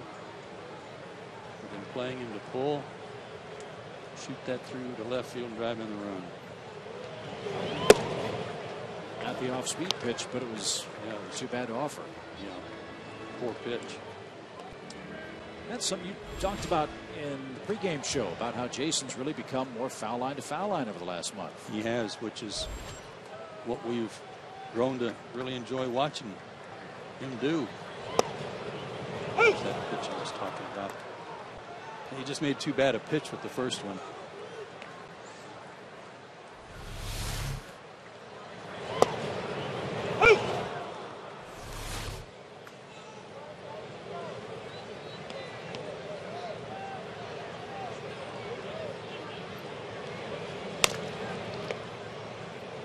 Right off the handle, may have cracked the bat. It did. 2 balls, 2 strikes, the count for Hayward. And for base runners in this series, and for Brian Snitker, he's well aware of it. But anytime Juan Pierre's in left field, you know to try and take the extra base. As good a player as he's been in his career, Juan Pierre, the one glaring deficiency is his throwing arm. That, though, apparently not the case with Ozuna in center nor Stanton in right. No, if you add up all 3, it's a very good throwing outfield. Good point. But he's one guy that's pulls their average down a little bit.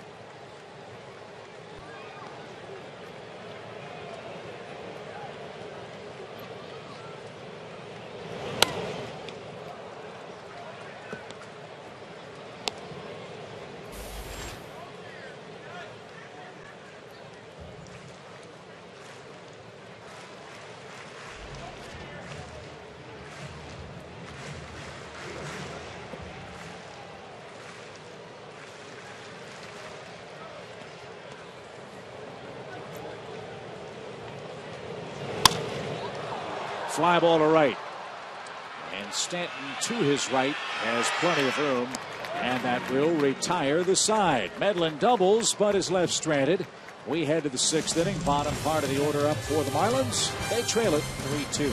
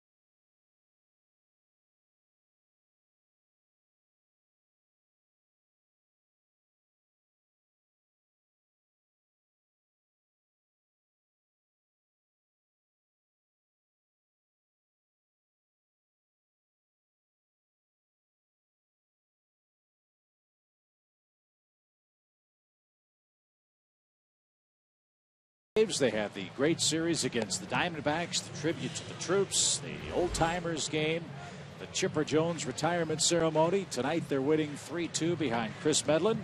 And Joe, we hope for more of the same tomorrow as we face the Marlins in Game 2 of the series. And here are your Chevron probable starters. Well, Mike Minor's been outstanding. Looks for his 9th win. He'd tie Paul Maholm for the team lead in the win column. And Ricky Nolasco, who is kind of a hard guy to figure. A guy with great stuff and has been a solid pitcher for the Marlins through the years. But all of a sudden, people are saying maybe a change of scenery would do him good. And there are a lot of teams supposedly talking to the Marlins about acquiring him before the deadline, the Dodgers being one of them. And I don't want to tell the Marlins how to run their ball club, but if they want to go ahead and move him before the game tomorrow, that would suit me just fine. Yeah, they've got less than 24 hours, so move quickly. Derek Dietrich gets things started for the Fish in the 6th. He's flied out twice. Product of Georgia Tech. And again, when the Marlins cleaned house and made the deal with the Blue Jays, they got Yunel Escobar back and immediately sent him to the Tampa Bay Rays for Derek Dietrich.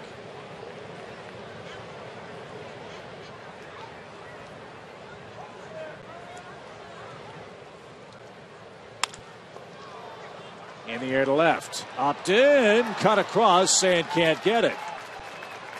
And Dietrich with a big turn at second will slam on the brakes. It's funny. Just as that pitch was being thrown, we got a big gust of wind come across in our face. And I have to think that ball really fooled Justin, because look at the flag. All of a sudden, the wind shifted, and that may have helped carry that ball over his head.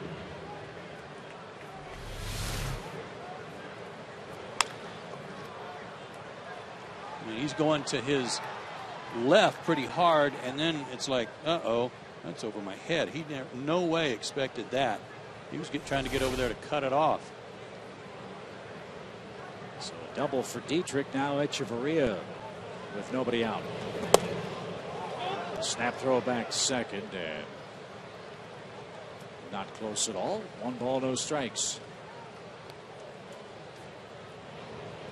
Talking about Nolasco, I figure he's got to want to pitch here tomorrow night because his old nemesis Chipper Jones is not here anymore. However, Brian McCann is. And against Ricky Nolasco, Brian McCann a .345 career mark in 55 at bats with 7 homers. Wow. There's the bunt, and it's perfect. There's only one play, and it's to first. A sacrifice by Echeverria, tying run 90 feet away with 1 out in the 6th inning.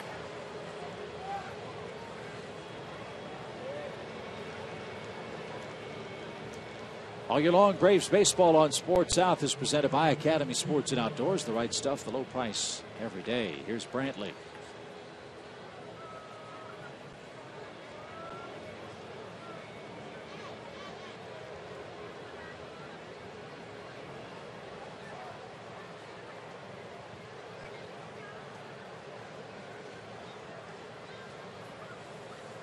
Infield in for the Marlins catcher.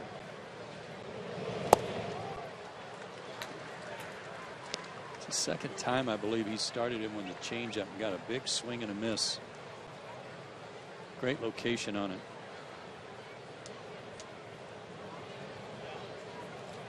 He's hit the ball hard twice, though. Double and a line drive to center.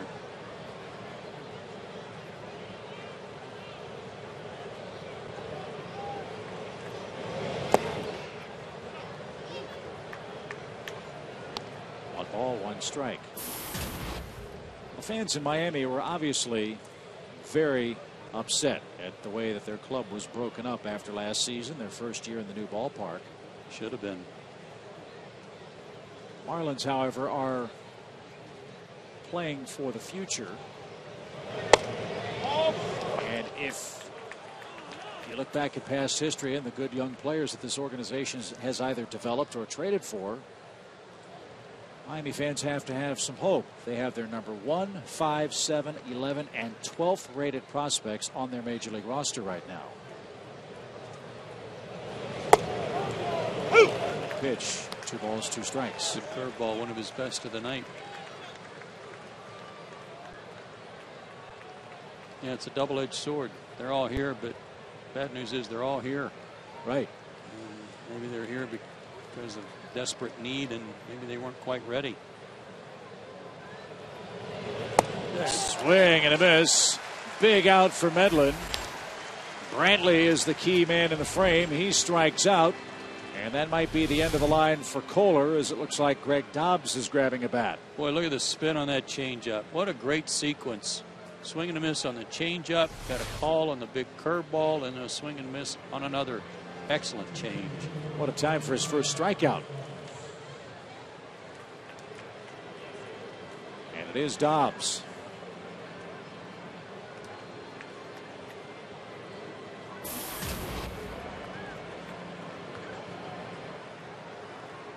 Greg celebrating his 35th birthday today. And we saw him in this role an awful lot while he was with the Phillies. He and Matt Stairs were a real tough left-handed pinch hitting combination when the Phillies were at the top of the Eastern Division.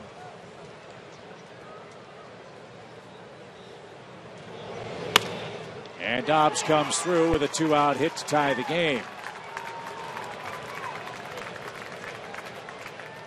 Dietrich scores. And new life for Miami. 3-3 your score. Kind of like Reed Johnson, a veteran who really knows how to come off the bench swinging the bat, but a hanging curveball. Look at Chris's reaction. Made those good off-speed pitches to Brantley, but that hanging curveball cost him the lead.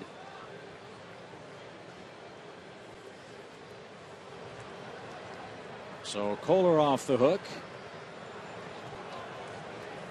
And Juan Pierre the batter with 2 outs. And a little high, 1 ball, no strikes.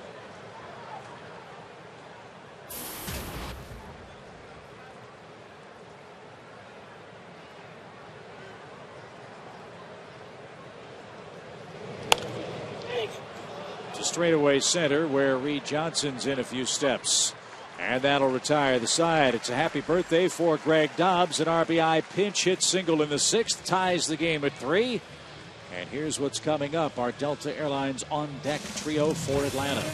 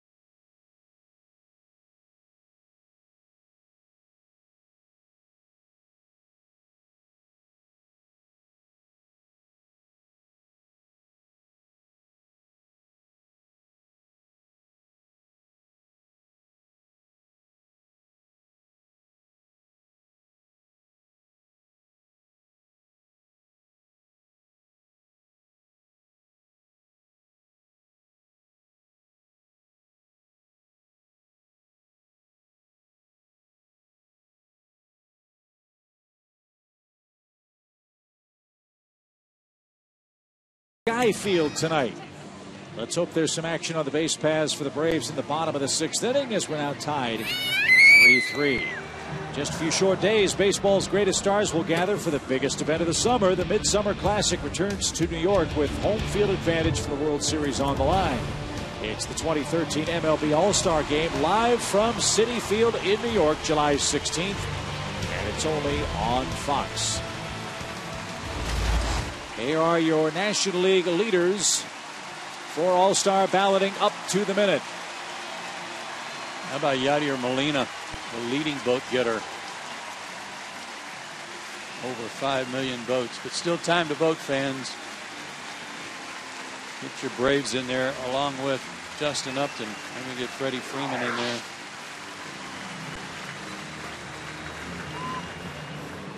And those two men will get things started in the 6th inning.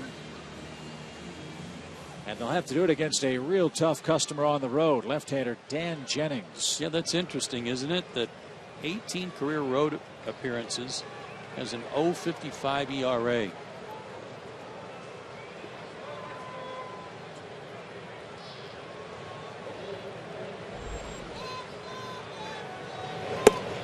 He is, however, coming off one of his worst outings of the year 3 days ago against the Padres. An inning, 3 hits and a walk, and 2 runs allowed.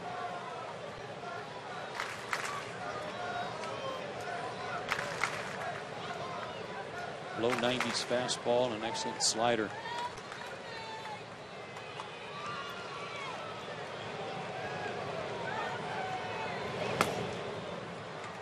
A flinch, but no call. 1 ball, 1 strike.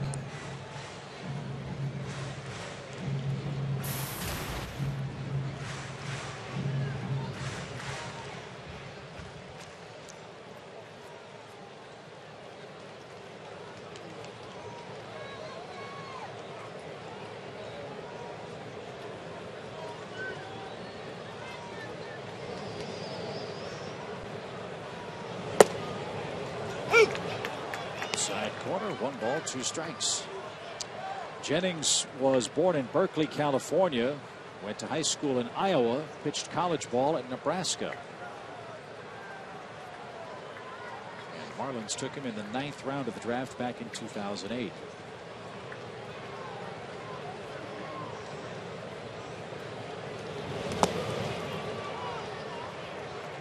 Two balls, 2 strikes.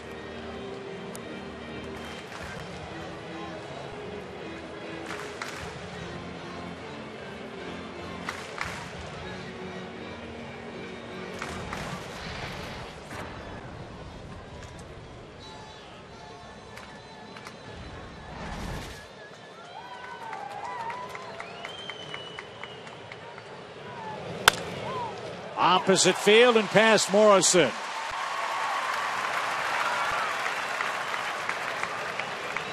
Logan hardly moved at first base. Yeah, another base hit the other way for Justin, too, to get the inning going. Well done. But Morrison almost got caught like leaning left, and the ball was to his right, and he couldn't get his body shifted. So, see how his first move was to the left. And then kind of flat-footed on the reach. So he keeps trying to move his back around. He must still be in a lot of pain after the collision with Medlin, if you missed it back in the 3rd inning. So lefty-lefty matchup for Freddie Freeman.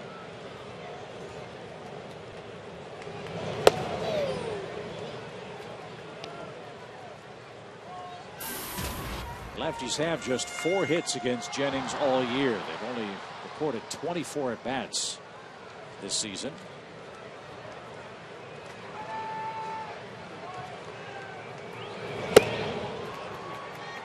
And Freddie hitting a cool .304 against left-handed pitching. So we'll see what happens here in the Braves' 6th.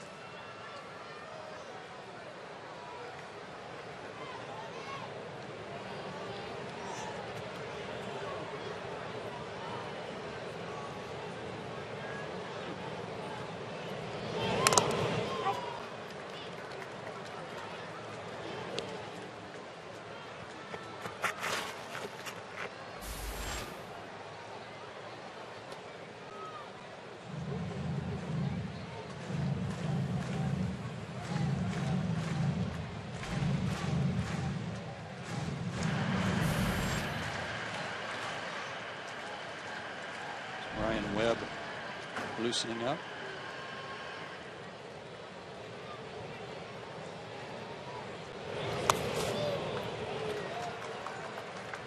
That was a good slider. And a good job by Freeman to lay off. Tough pitch.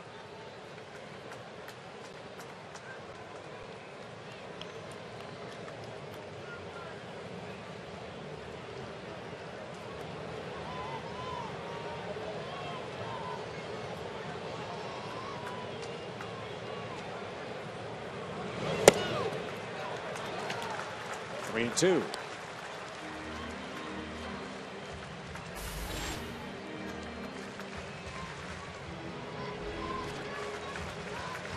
Run here? It's a tough pitch to run on because it's a left-hander. May not know his move real well. You don't want to get picked off, so you got to make sure you don't get picked off if you do run. This guy's tough for the hitter. He holds, and it's a ground ball up the middle. Dietrich knocks it down, fumbles, and throws late to first.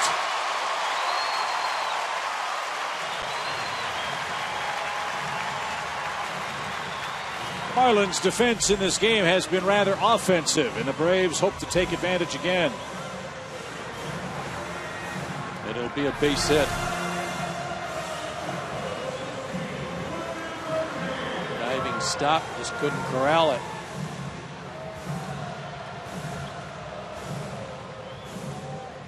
That's base hit.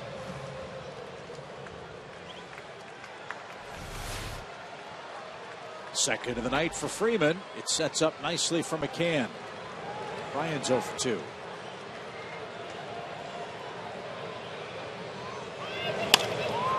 Down the left field line. Pierre near the line. Dives, and it's a fair ball. Up and around third. And he slams on the brakes very late.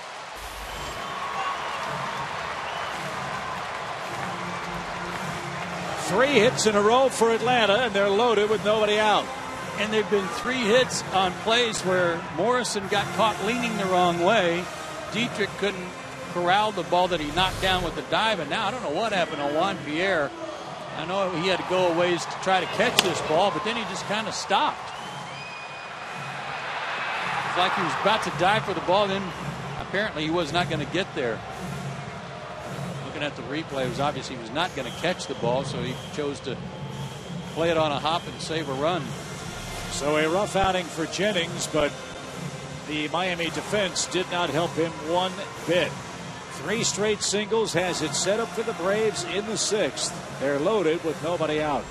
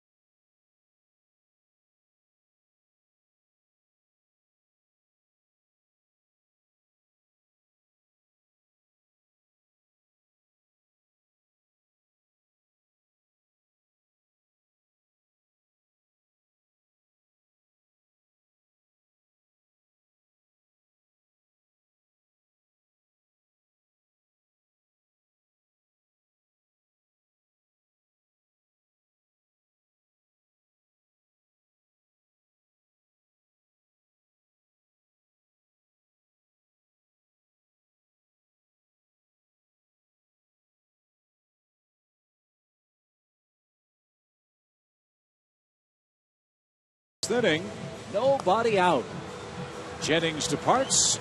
Ryan Webb enters. Those aren't bad numbers, except for the fact that Ryan Webb got off to a great start. And through May 21st, he was one of the best in the league in terms of numbers. But since then, he has a 7.15 ERA and a 4.31 average against him in 14 appearances since May 21st. And they need a double play to try to cut into this inning. Sinker slider guy.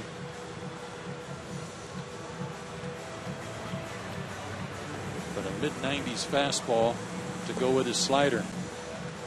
And look at what the Braves have done, Joe, this year with the bases loaded this season. 4 grand slams as a team. That's tied with the Mariners and one other team.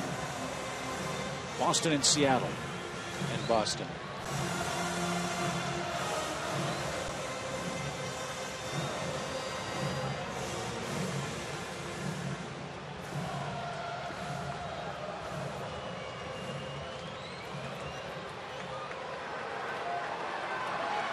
So let's see what Ugla can do here in a tie game.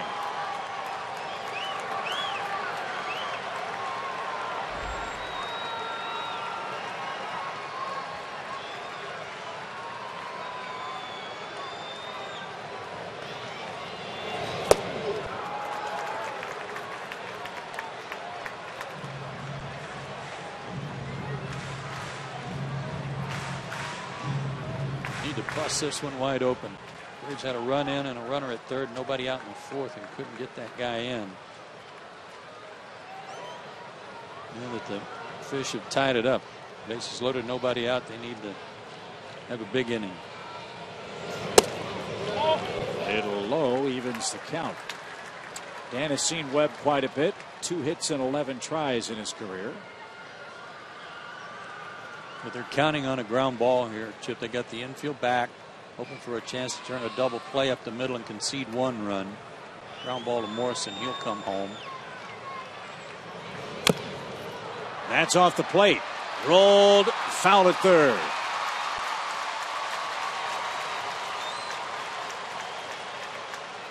Upton will head back to third. Freeman to second. McCann to first, and Ugla to the plate with a 1-2 count.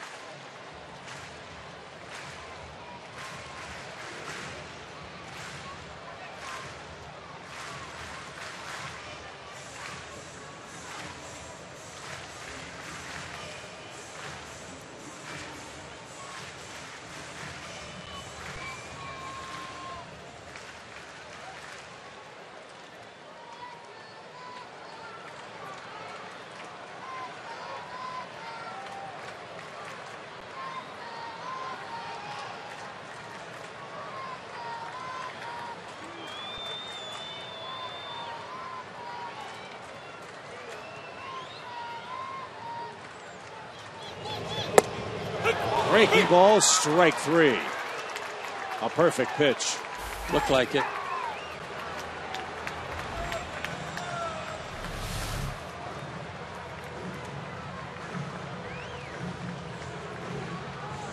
Yeah, looked like a good call.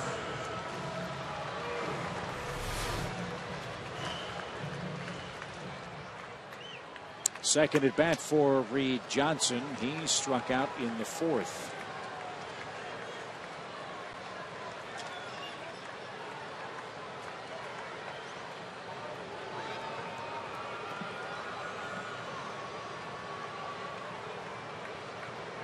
They have squeezed with him lately.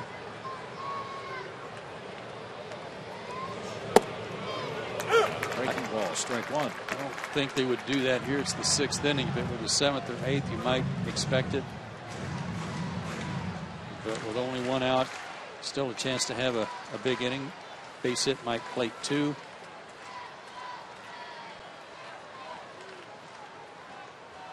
I'd be surprised if they did squeeze here.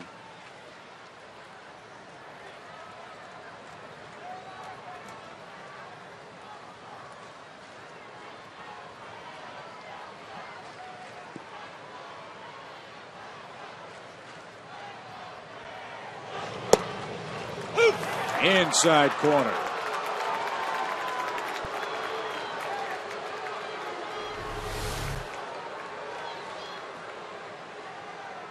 Threw it right at him, made him flinch.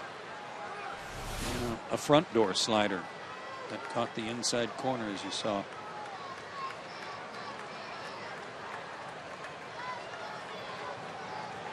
No balls, 2 strikes. And Johnson didn't get the fastball down and in. So how about the job Ryan Webb has done so far? He struck out Ugla. He just struck out Reed Johnson.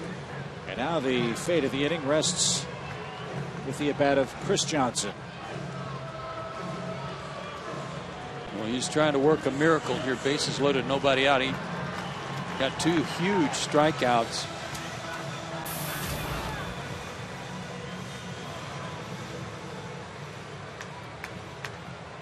What a time for Chris to pick up his first base hit with the bases loaded.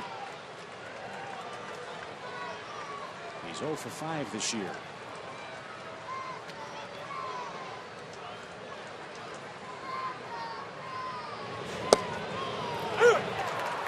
Man.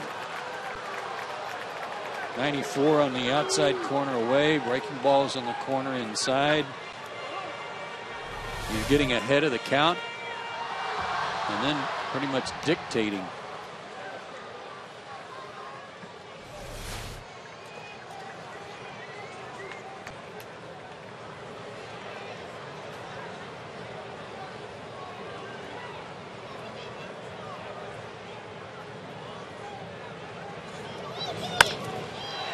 Fair down the right field line. Upton scores. Here comes Freeman. Stanton's throw is high at second.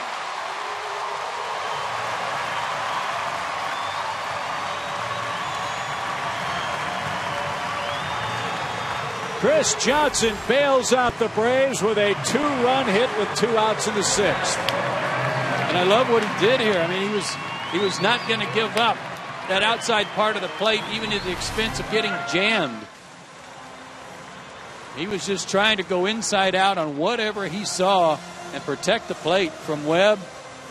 And he just served that one down the line. And then Stanton got the ball in his hands and stood there with it in his hands and watched Johnson run to second without a throw. Or at least until he was already to second base and threw too late. So another kind of mental mistake by Miami Marlin. But some clutch hitting by Chris.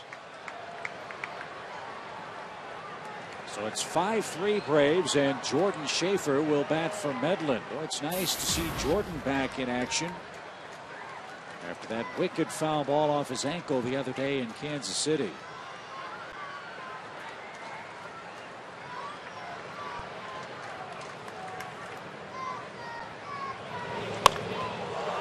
That's poked into the seats right above the Braves dugout.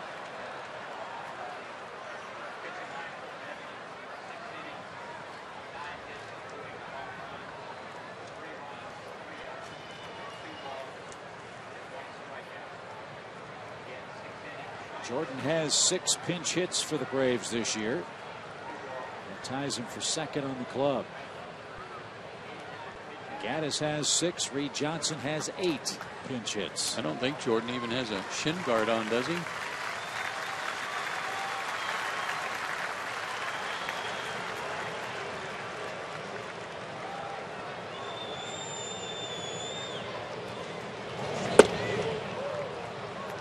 Nothing on the outside of the uniform pants unless they're tucked underneath. Walking around like that hurt.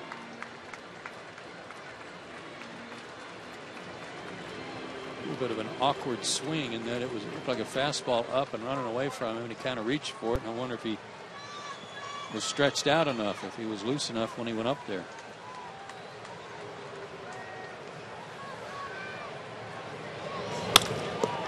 Off the pitcher's foot. Webb kicks it around and a run is in.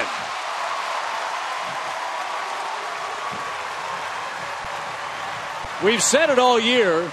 If you put the ball in play, funny things can happen. And we've seen it all night tonight from the Miami defense. Slow walk by Jordan Schaefer back to the bag.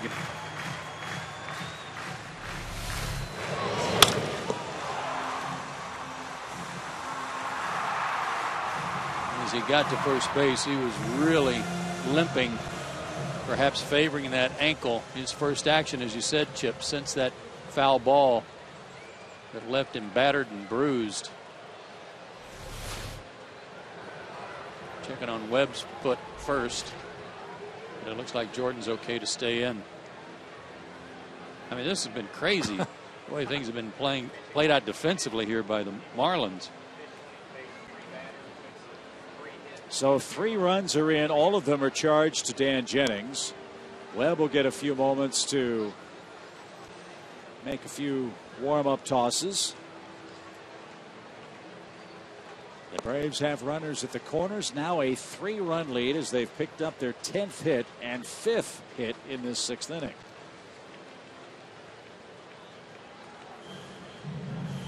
Thanks to 2 out hits, clutch hitting by Johnson and then Schaefer.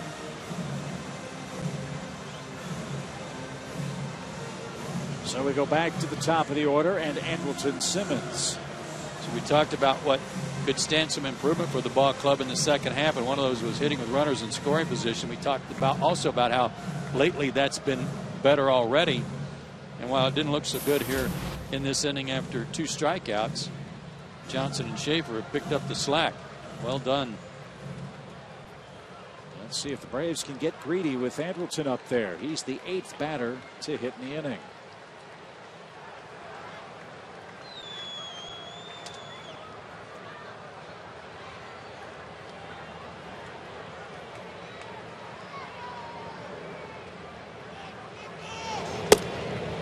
Back to Jordan for a second. When you have something like his injury to his ankle and you try to get all the swelling out, you're trying to do everything you can to get ready to play as soon as you can. You can even go out and jog. You might even kind of run the bases. But until you're in game action in a play like that where you're forced to run as hard as you can, you don't know. That's off the end of the bat. Webb's got to hurry. He's late. Another run is in.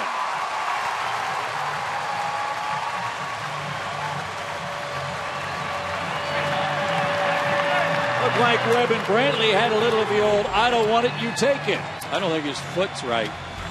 He's kind of picking his foot up as he was walking back, like there was something still bothering him. Polanco wants to know if he's all right too.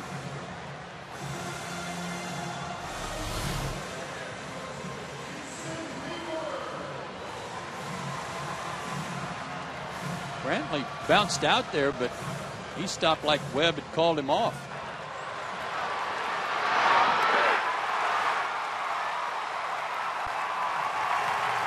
So after 2 strikeouts, Webb's surrendered 3 straight run-scoring hits.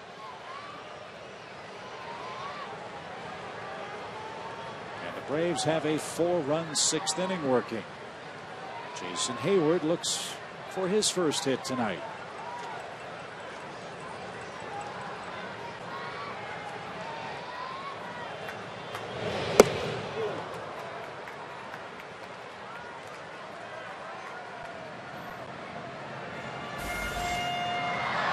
Favaro appears to be the next Braves pitcher.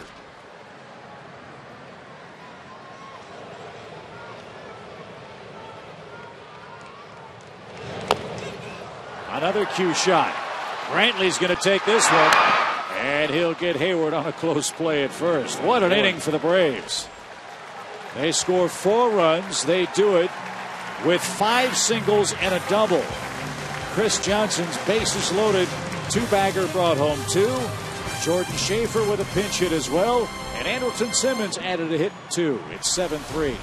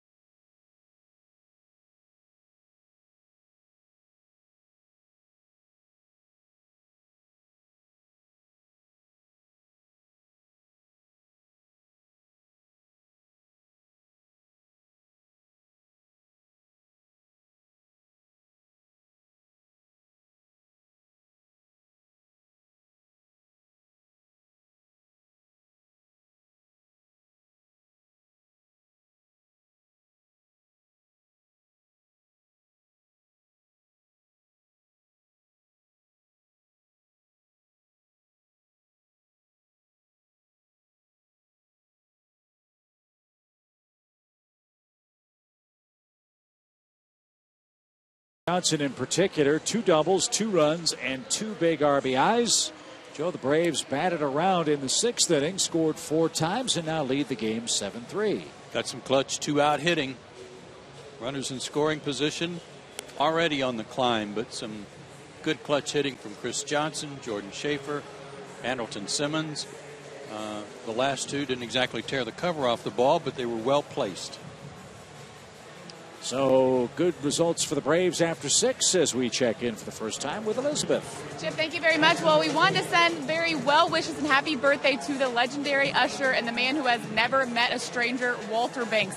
Walter celebrated his 74th birthday yesterday. He has been with the Braves organization for 48 years, guys. I asked him if he had one favorite moment. He said, Elizabeth, that would be like having 10 children and trying to pick out your favorite one. I have so many wonderful, wonderful memories in this job that I've spent more than half of my life working very hard at. Well, happy birthday, Walter. If ever there was an ambassador for the Atlanta Braves, he would be at the top of the list. Wonderful person.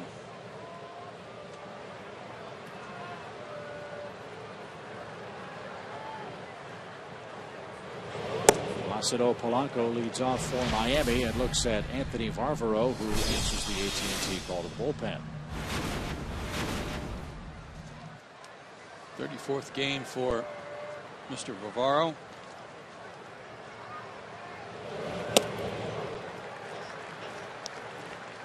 Worked in 2 games in the Arizona series over the weekend. A third of an inning in each outing.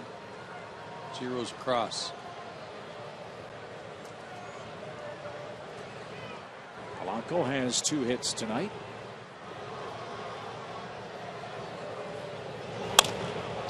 And his bid for a third will be ended by Jason Hayward's catch in right field. 1 out. Never come to the ballpark and run into Walter Banks where he didn't have a smile on his face and act like you were the reason he came to the park that day.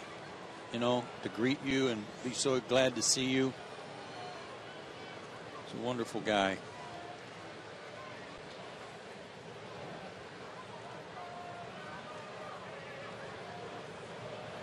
Here's Stanton. And Giancarlo takes a strike. 2 walks and a single for the Marlins right fielder.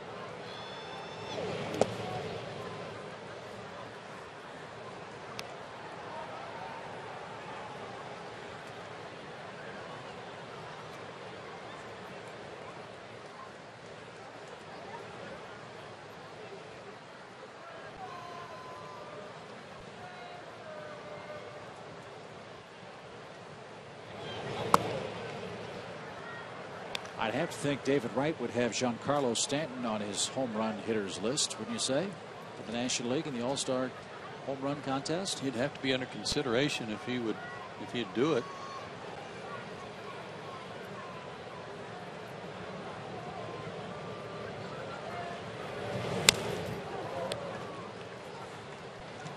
I mean, just look at him next to Brian McCann. He is full grown.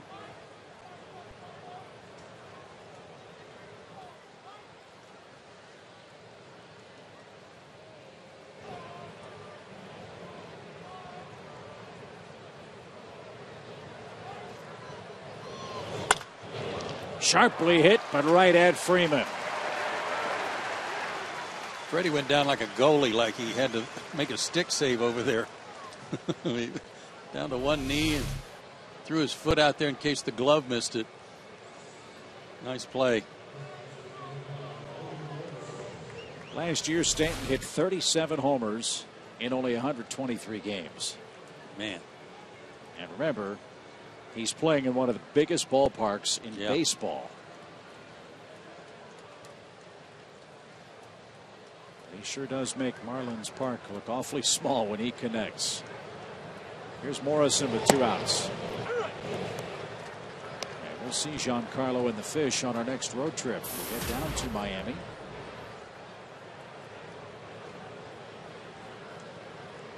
July 8th, 9th, and 10th.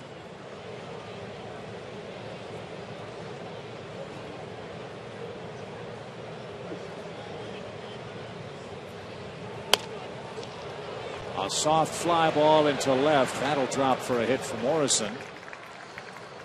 And Logan's had a good night. Remember, he had an 0 for 25 hitless streak against Braves pitching. That ended with a 2-run homer in the first inning.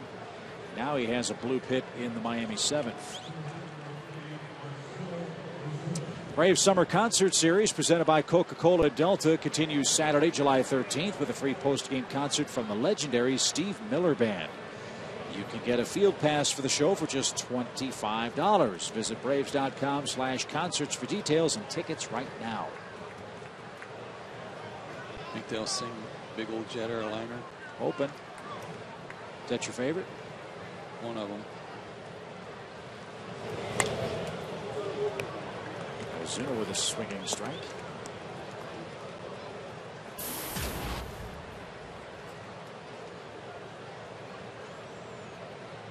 Didn't they sing Keep on Rockin' Me, Baby? Uh-huh. I think that's my favorite. Yeah.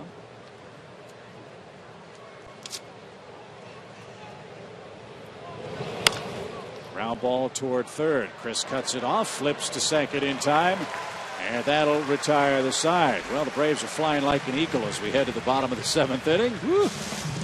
It's 7-3 game. Game 1 against the Marlins.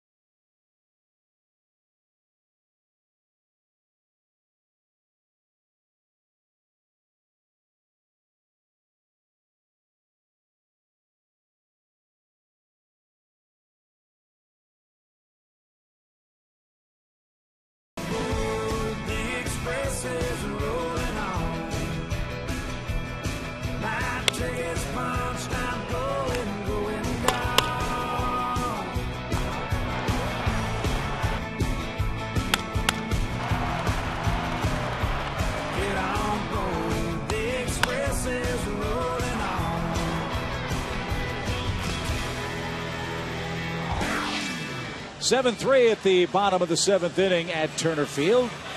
Always great to see the families and the youngsters out for this 4th of July week series with Miami. And the Braves putting on a good show for them tonight. 7 runs on 11 hits. Chris Medlin has left with the lead. And Miami makes a couple of changes. Donovan Solano has entered the game for Placido Polanco at third base, and Kevin Slowey is on to pitch. I'm not 100% sure, but I think Slowey made a start against the Braves down in Miami early this year. I have to go back and look.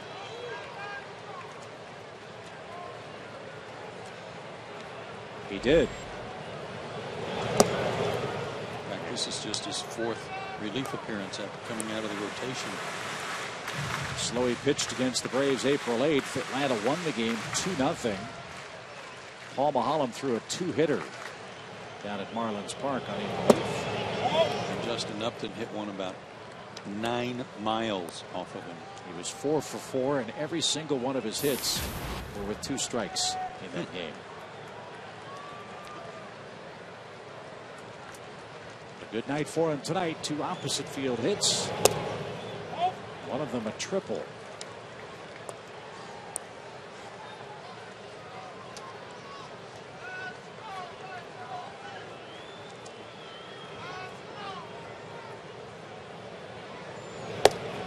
And a 4-pitch walk puts Upton aboard to start the inning. You can understand why. Take a look at this swing.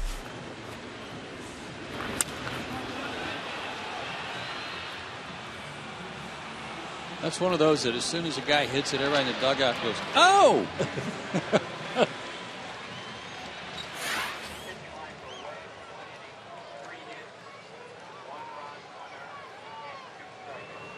So Slowey, the 4th pitcher of the night for Miami, goes to the stretch immediately with Freddie Freeman in. And he had a big cut. Good game in Washington tonight. Milwaukee nothing, Nationals nothing. That's in the 8th inning. Phillies lead the Pirates 3-1. That's also in the 8th. And we'll pan quickly to the right. Mets over Arizona 2-1 in the 7th. That's not the big story. That game is. We'll tell you about that in a second. I'll tell you about it now. Homer Bailey for Cincinnati has a no-hitter going to the 8th. He had a perfect game through 6.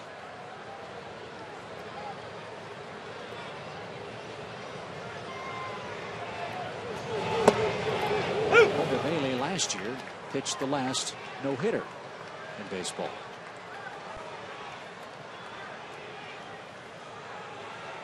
No balls, 2 strikes. The count to Freddie Freeman.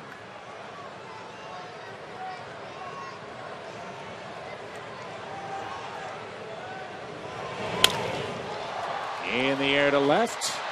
Jean-Pierre going back. And on the warning track is there. Upton's going to tag, and he'll take advantage of Juan's arm and moves up 90 feet. Runner in scoring position for McCann with 1 out. Another case of taking advantage of the weak throwing arm. Smart base running.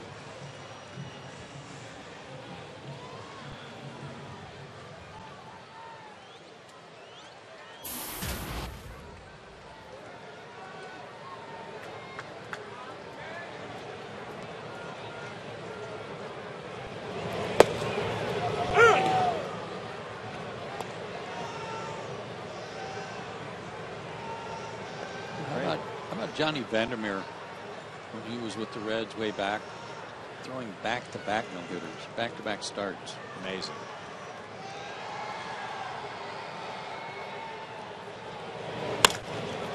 That ball's hammered to center. Ozuna going back on the warning track. That's over his head. That's off the wall. Upton will score easily. And the Braves are doubling the opposition to death over the last week.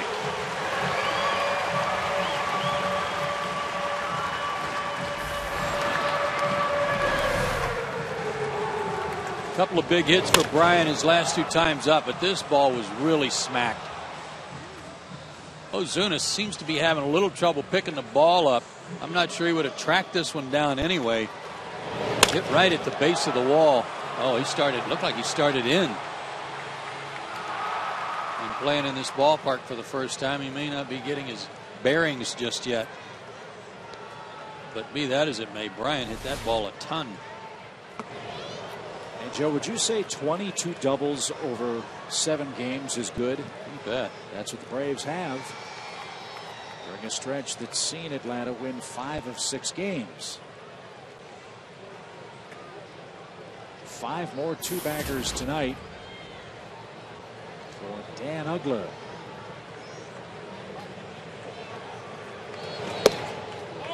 Well, right now, the way this is all adding up is kind of in keeping with the way things have gone for the Braves against the Marlins over the last 20 games. Winning 17 out of 20 and just piling on runs.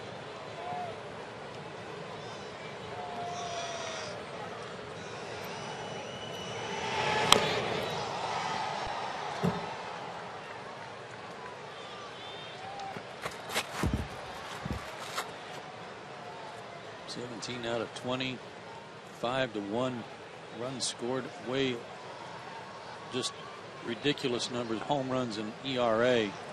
But right now they've outscored them 110 to 35, 36, 110 to 36 over 20 games plus tonight.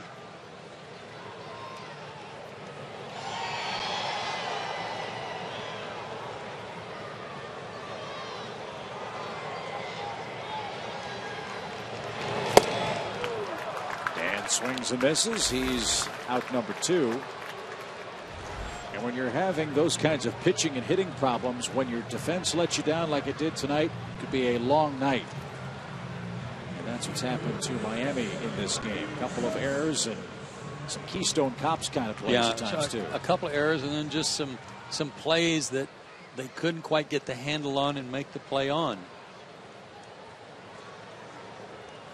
And Logan Morrison still stretching, bending over, turning his waist, twisting like he's still not right. Bouncing ball back to the mound, and a nice play by Slowey retires the side. The Braves cash in a leadoff walk in the 7th. We move along to the 8th. The Braves enjoy an 8-3 lead.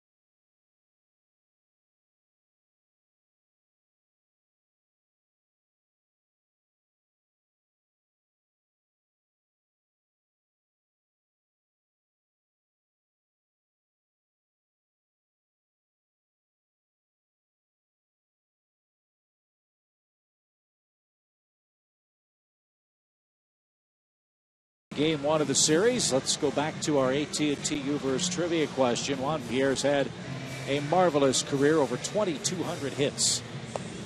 And since 1988, he's one of 2 players to record 100 or more steals for 3 different teams. The game has changed so much, it's hard to think of anybody having 100 steals with 1 team, much less 3. I know I'm going to kick myself. I just can't put my finger on who it is, so I got no choice but to say Ricky Henderson, which is like a bailout. I'm speechless. I'll go with Ricky Henderson, too. Let's see if we're right. Otis Nixon. The last time that's happened. Amazing.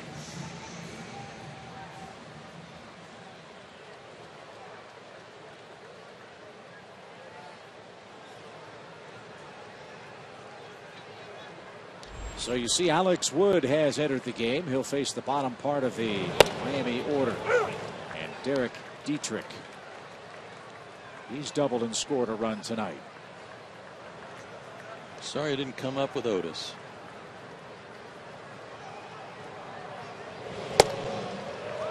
Alex worked 1 game in the Arizona series. 2/3 of an inning, 1 hit, no runs. Struck out a batter.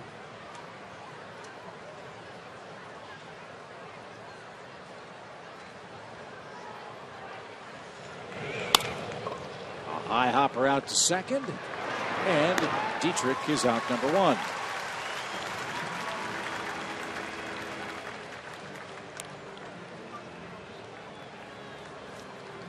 Echeverria bats. He's the shortstop. a dozen games, this marks a dozen games for Alex Wood. That's certainly not what you would say, okay, well, he's a grizzled veteran by any means, but I think it's enough where he's beginning to relax a little bit. Feel like he's getting a bit of a grasp on the speed of the major league game.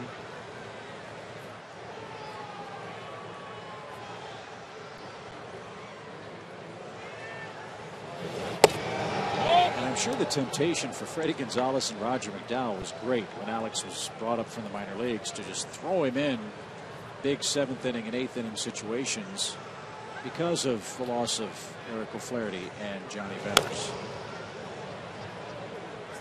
Joe, I'd like your opinion on the job that those two men have done in letting Alex indeed get his feet wet before putting him in high leverage situations. Well, I think they both appreciate the fact that Alex has got good stuff and he's got good aptitude in terms of how to use it. But despite knowing that, I mean, it's still his first tour of duty, and you know that there's going to be nerves and it's going to cut into his overall ability when he hasn't been able to. He won't be able to relax right away.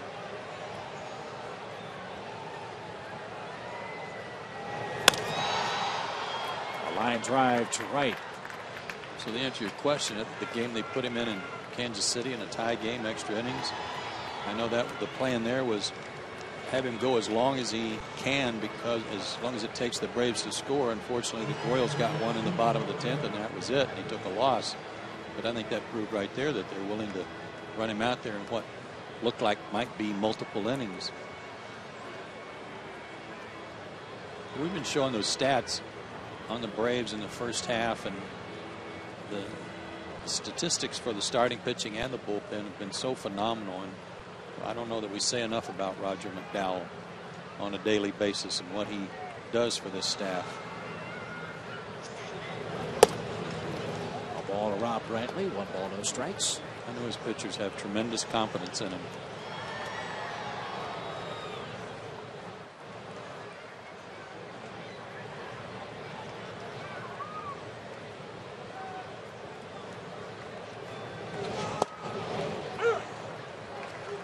That caught a corner.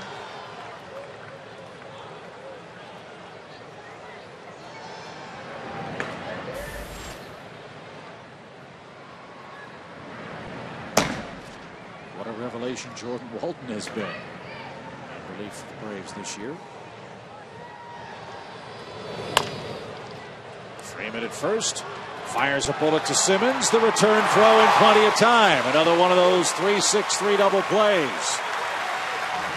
That ends the Miami 8th. All Atlanta tonight. 8-3 your score.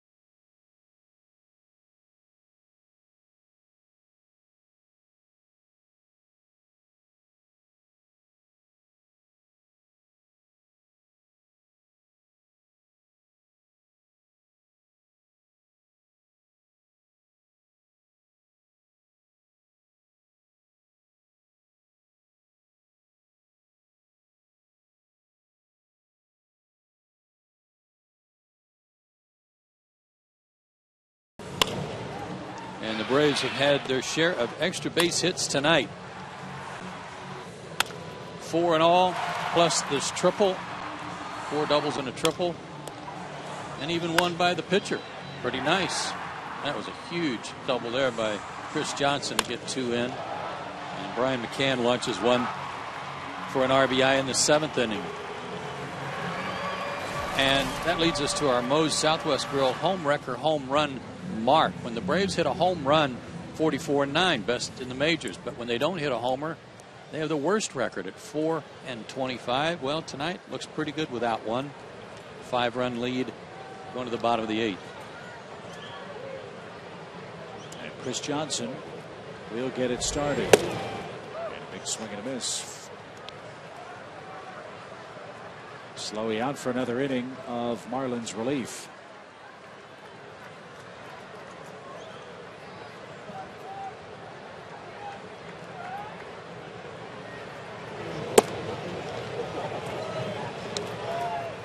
Homer Bailey, by the way, 1 out in the 9th inning, looking for the no-hitter.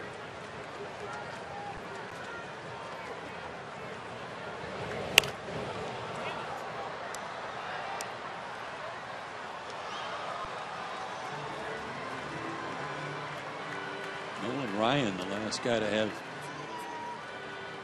the last 2 no-hitters, meaning people who have accumulated no-hitters, for him to be 2 in a row to the same guy. Bailey's came on September 28th last year. And 2 pitchers in baseball this year have lost no-hitters in the 9th inning. Yu Darvish and Anibal Sanchez. And now Bailey's got a 2nd out.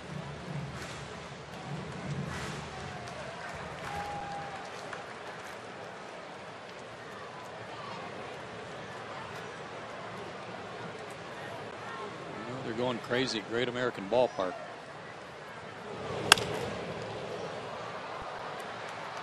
So if he gets it, that would give Homer Bailey 2 no-hitters. Johnny Vandermeer, as you mentioned earlier, in back-to-back starts, June 11th and June 15th in 1938. Jim Maloney in August of 65 and in April of 69. Those are the only 2 Reds pitchers with more than 1 no-hitter in the history of baseball's oldest professional franchise. Yeah, but that's pretty. A no-hitter's one thing. To have one guy throw 2 or more, that's pretty impressive.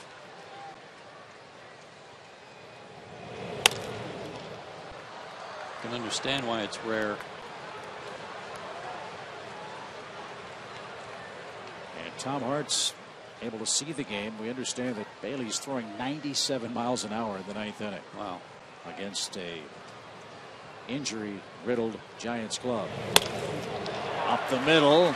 Dietrich gives ground, can't get it. Chris Johnson has a 3-hit game.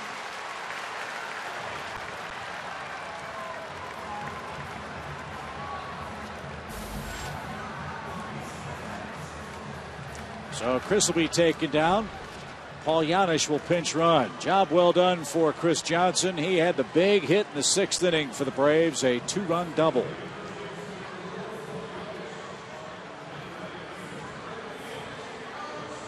And Alex Wood gets a chance to swing the bat. And Homer Bailey did get his no-hitter. Good for him.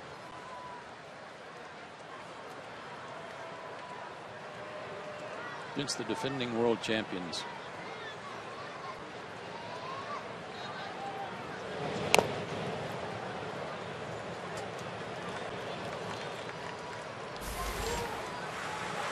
Alex Wood was taking some batting practice today with the pitchers.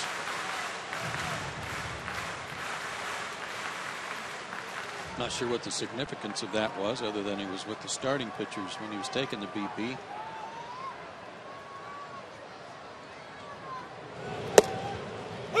This is his 2nd big league at bat. He struck out in his 1st.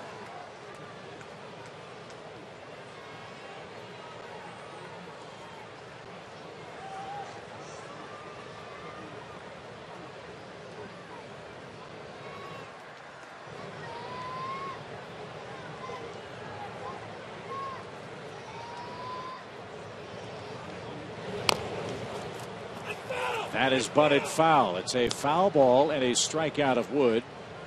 Giannis will head back to first with one away. You know, I don't know in summer ball for collegiate players like the Cape Cod League, I'm fairly certain that they use wood bats that help condition them a little bit, getting ready for any opportunities to play pro ball. But I don't know if they employ the DH. So if a pitcher who only pitches does come to professional baseball and all of a sudden he's got a wood bat thrown in his hand, it may be the first time ever. Right?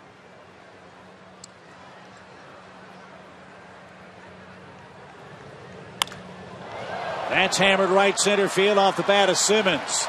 That's going to get down and roll to the track. Giannis around third. He's going to get the green light. He's going to score. Simmons slides in with a triple.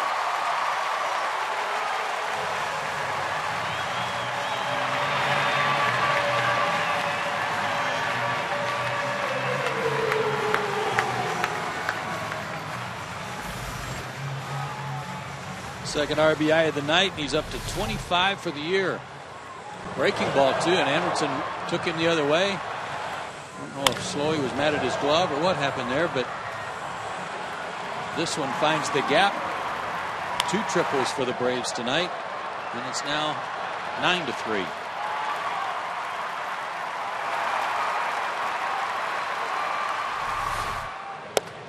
And I'm told the Cape Cod League does use the DH, so those pitchers don't get to use a wood bat even when they play there.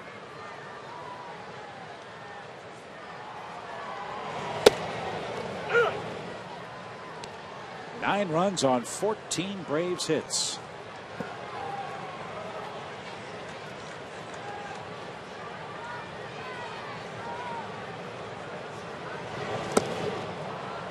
And even better news tonight. Milwaukee's beating Washington.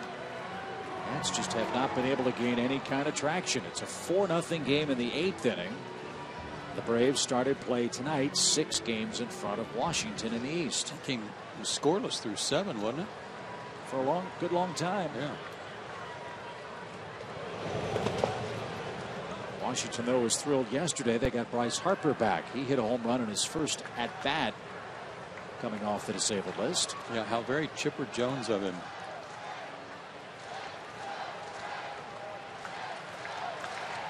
Chipper used to have a knack for that, coming off the DL and going deep.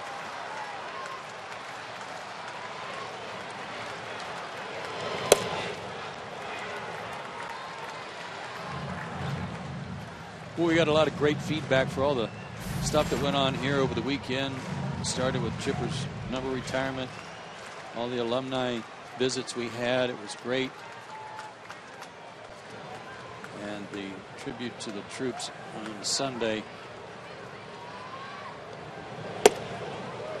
created a lot of interest from people. We appreciate all the kind words. Even somebody told me about a tweet from Randy Owen's from the legendary group Alabama, who's a huge baseball fan. It was nice to know that he was tuned in.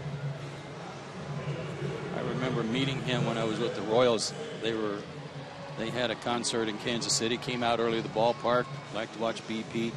And I remember Randy at that time had a young son, maybe 4 or 5 years old, tops, maybe younger than that. And he was telling me about his son and how he had taken the Armor All to all of their upholstered furniture at home, trying to give it a good once over. No. Yeah.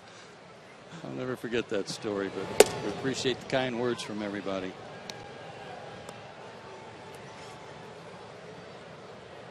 And still love Alabama.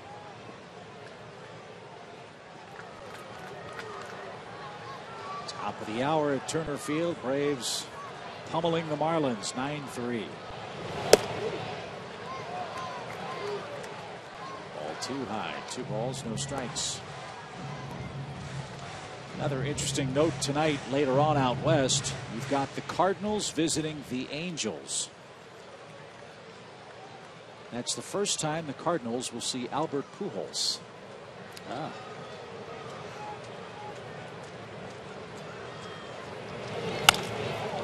And if you're of interest, After Pujols left at the end of the 2011 season, he has 154 RBIs. The men who've combined to play first base for the St. Louis Cardinals since, 173. Goodness.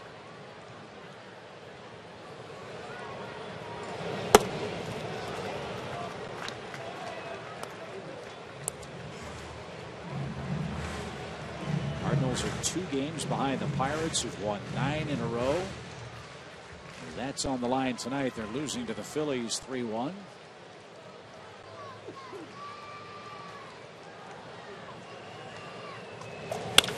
A shot off Upton's bat into left field. Another run is in. Simmons will score for the first time. And Justin Upton, folks, is heating up. That's 3 hits. 3 for 4 with 3 runs scored. He squared that one up. Just quick, short stroke. His 38th RBI.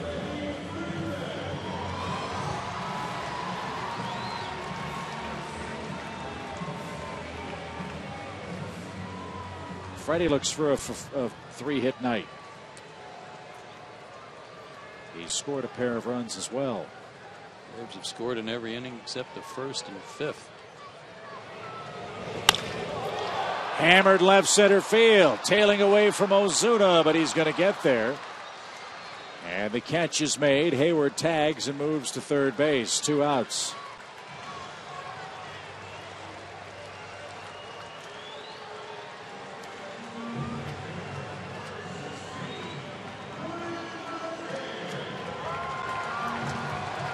Good hitters hate making outs, even when you hit the ball as hard as Freddie did. Yeah, and even when you're ahead 10-3.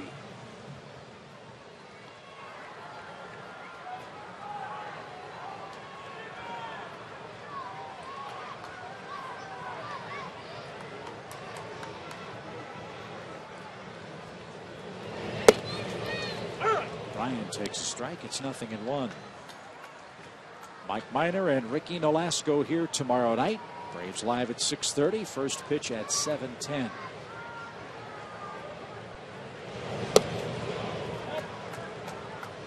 But you got to be greedy if you're a hitter. You know, there are too many nights where you have to wear that 0 for 4 collar. So anytime you get another at bat like Brian here, you got to be greedy and want another hit. And McCann's going to have another hit and an RBI. It's 11-3. All the way around to third goes Justin Upton. Brian McCann 3 for 5 and has a 2 RBI game. 16 Atlanta hits.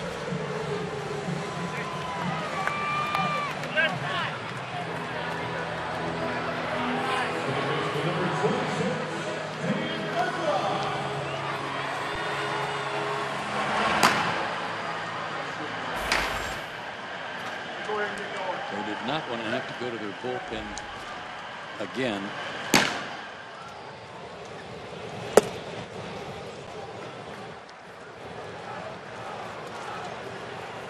Slowy has been a starter, as we told you. He's thrown 43 pitches so far in his 2 innings of work.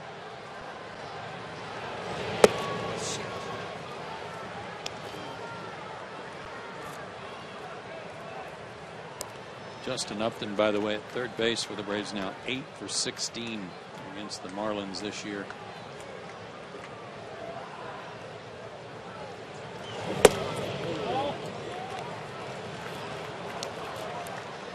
If I'm reading Chan's whiteboard right, the Braves tonight are 7 for 21 with runners in scoring position. Wow.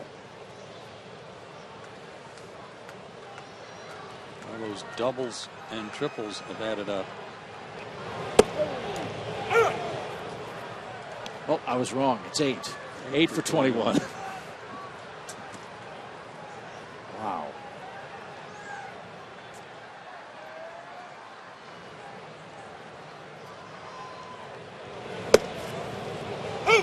The only pure 1-2-3 inning for either side was the Braves in the first inning.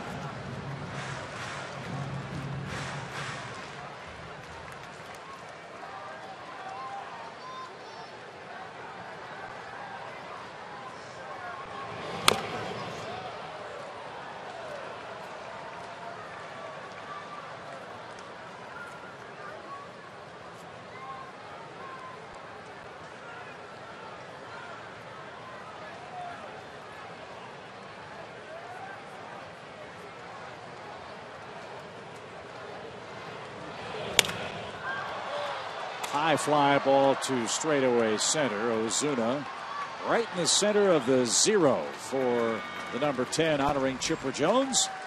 And that retires the side. 3 more runs across in the 8th. The Braves need 3 outs to beat Miami tonight.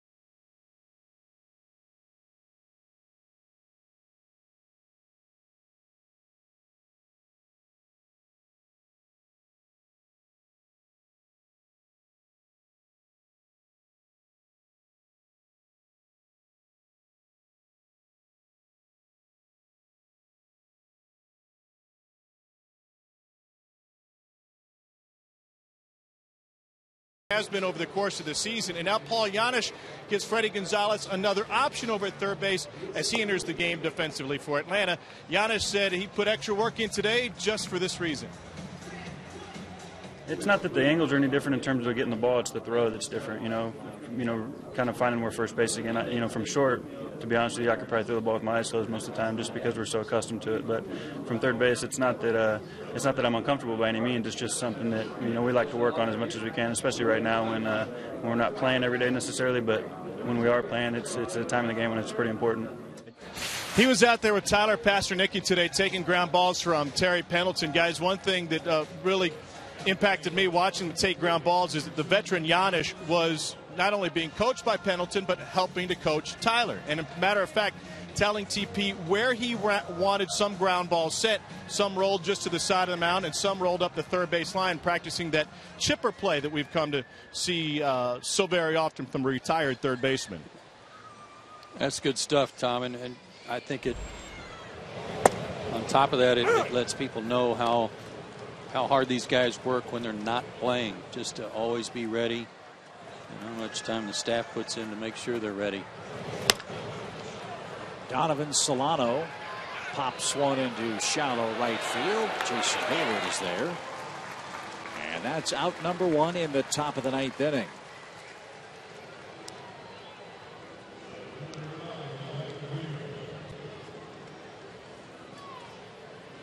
Juan Pierre's 0 for 4.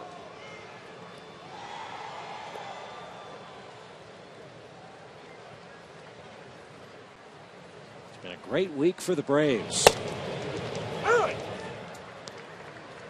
They lead by 8 runs tonight. When they win this game, they'll go to 6-1 over their last 7. And a little looper. Janisch had it pop out of his glove.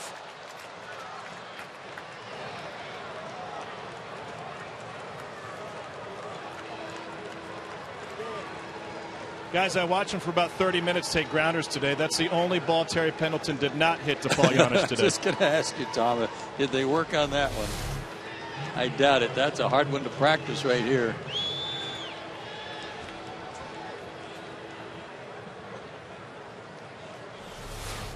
Had it, just squeezed it out.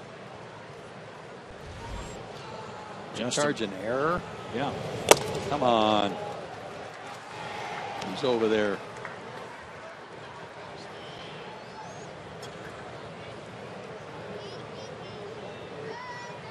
Mike Stamos, the official scorer tonight. Here's Ruggiano. Hits all over the place tonight on plays guys didn't come up with cleanly.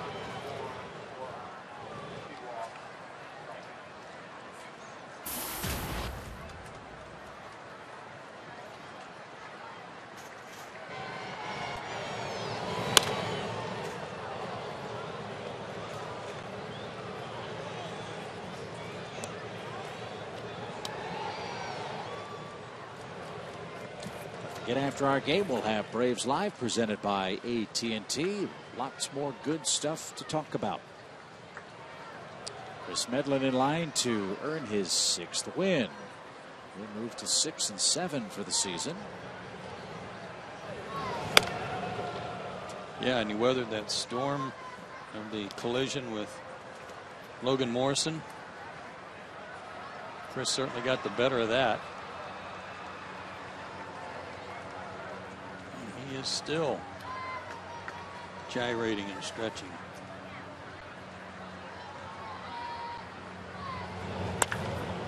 Giano cranks one into the seats foul. 1 ball, 2 strikes, and here's that very scary play at first base. Throw is coming from near home plate and drew Morrison right in the path of Medlin. Boy, when Morrison hit, he was in terrible pain, and he's had some back trouble. Giano down on strikes, and now the Braves are 1 out away. The only other issue would be BJ having to come out of the game with the muscle spasms in his, I think it was his left forearm. Hopefully it was nothing more than just some muscle spasms, and be all right tomorrow.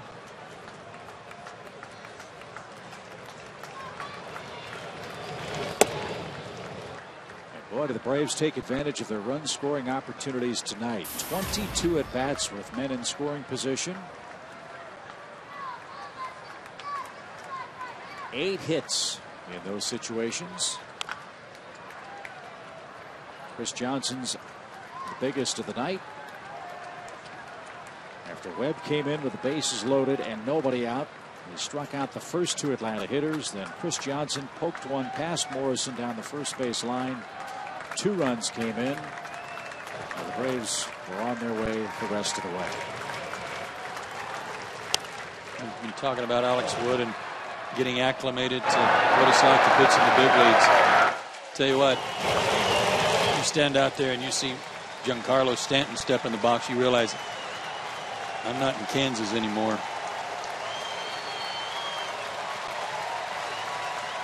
$28,045 in attendance tonight. And they'll see another pitch.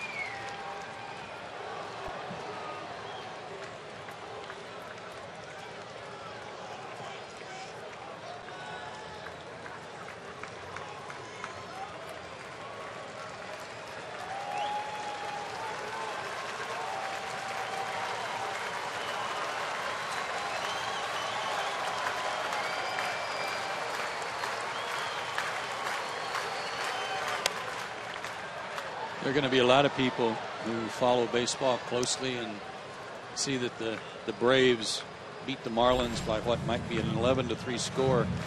And the first thing people are going to do is look at the box score to see how many home runs the Braves hit. And they're going to be surprised to see that there's not one.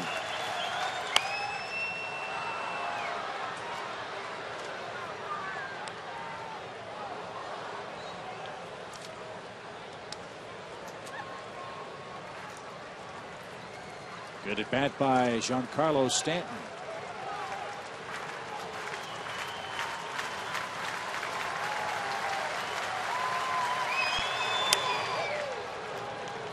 I don't know, but I would guess this is the most runs the Braves have scored this year without hitting a home run in a game, because they're only 4-25 when they win a game. They've got 4 wins without a homer. I can't imagine there were 11 runs scored in any of those.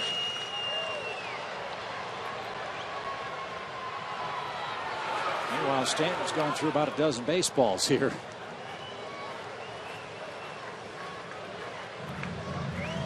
And you'll see an 11th pitch.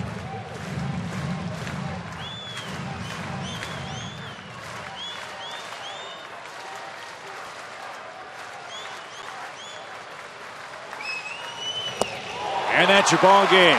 Stanton down to a knee as Wood strikes him out. And the Braves polish off the Marlins in game one. 11-3 your final score. 16 Braves hits. None of them left the ballpark.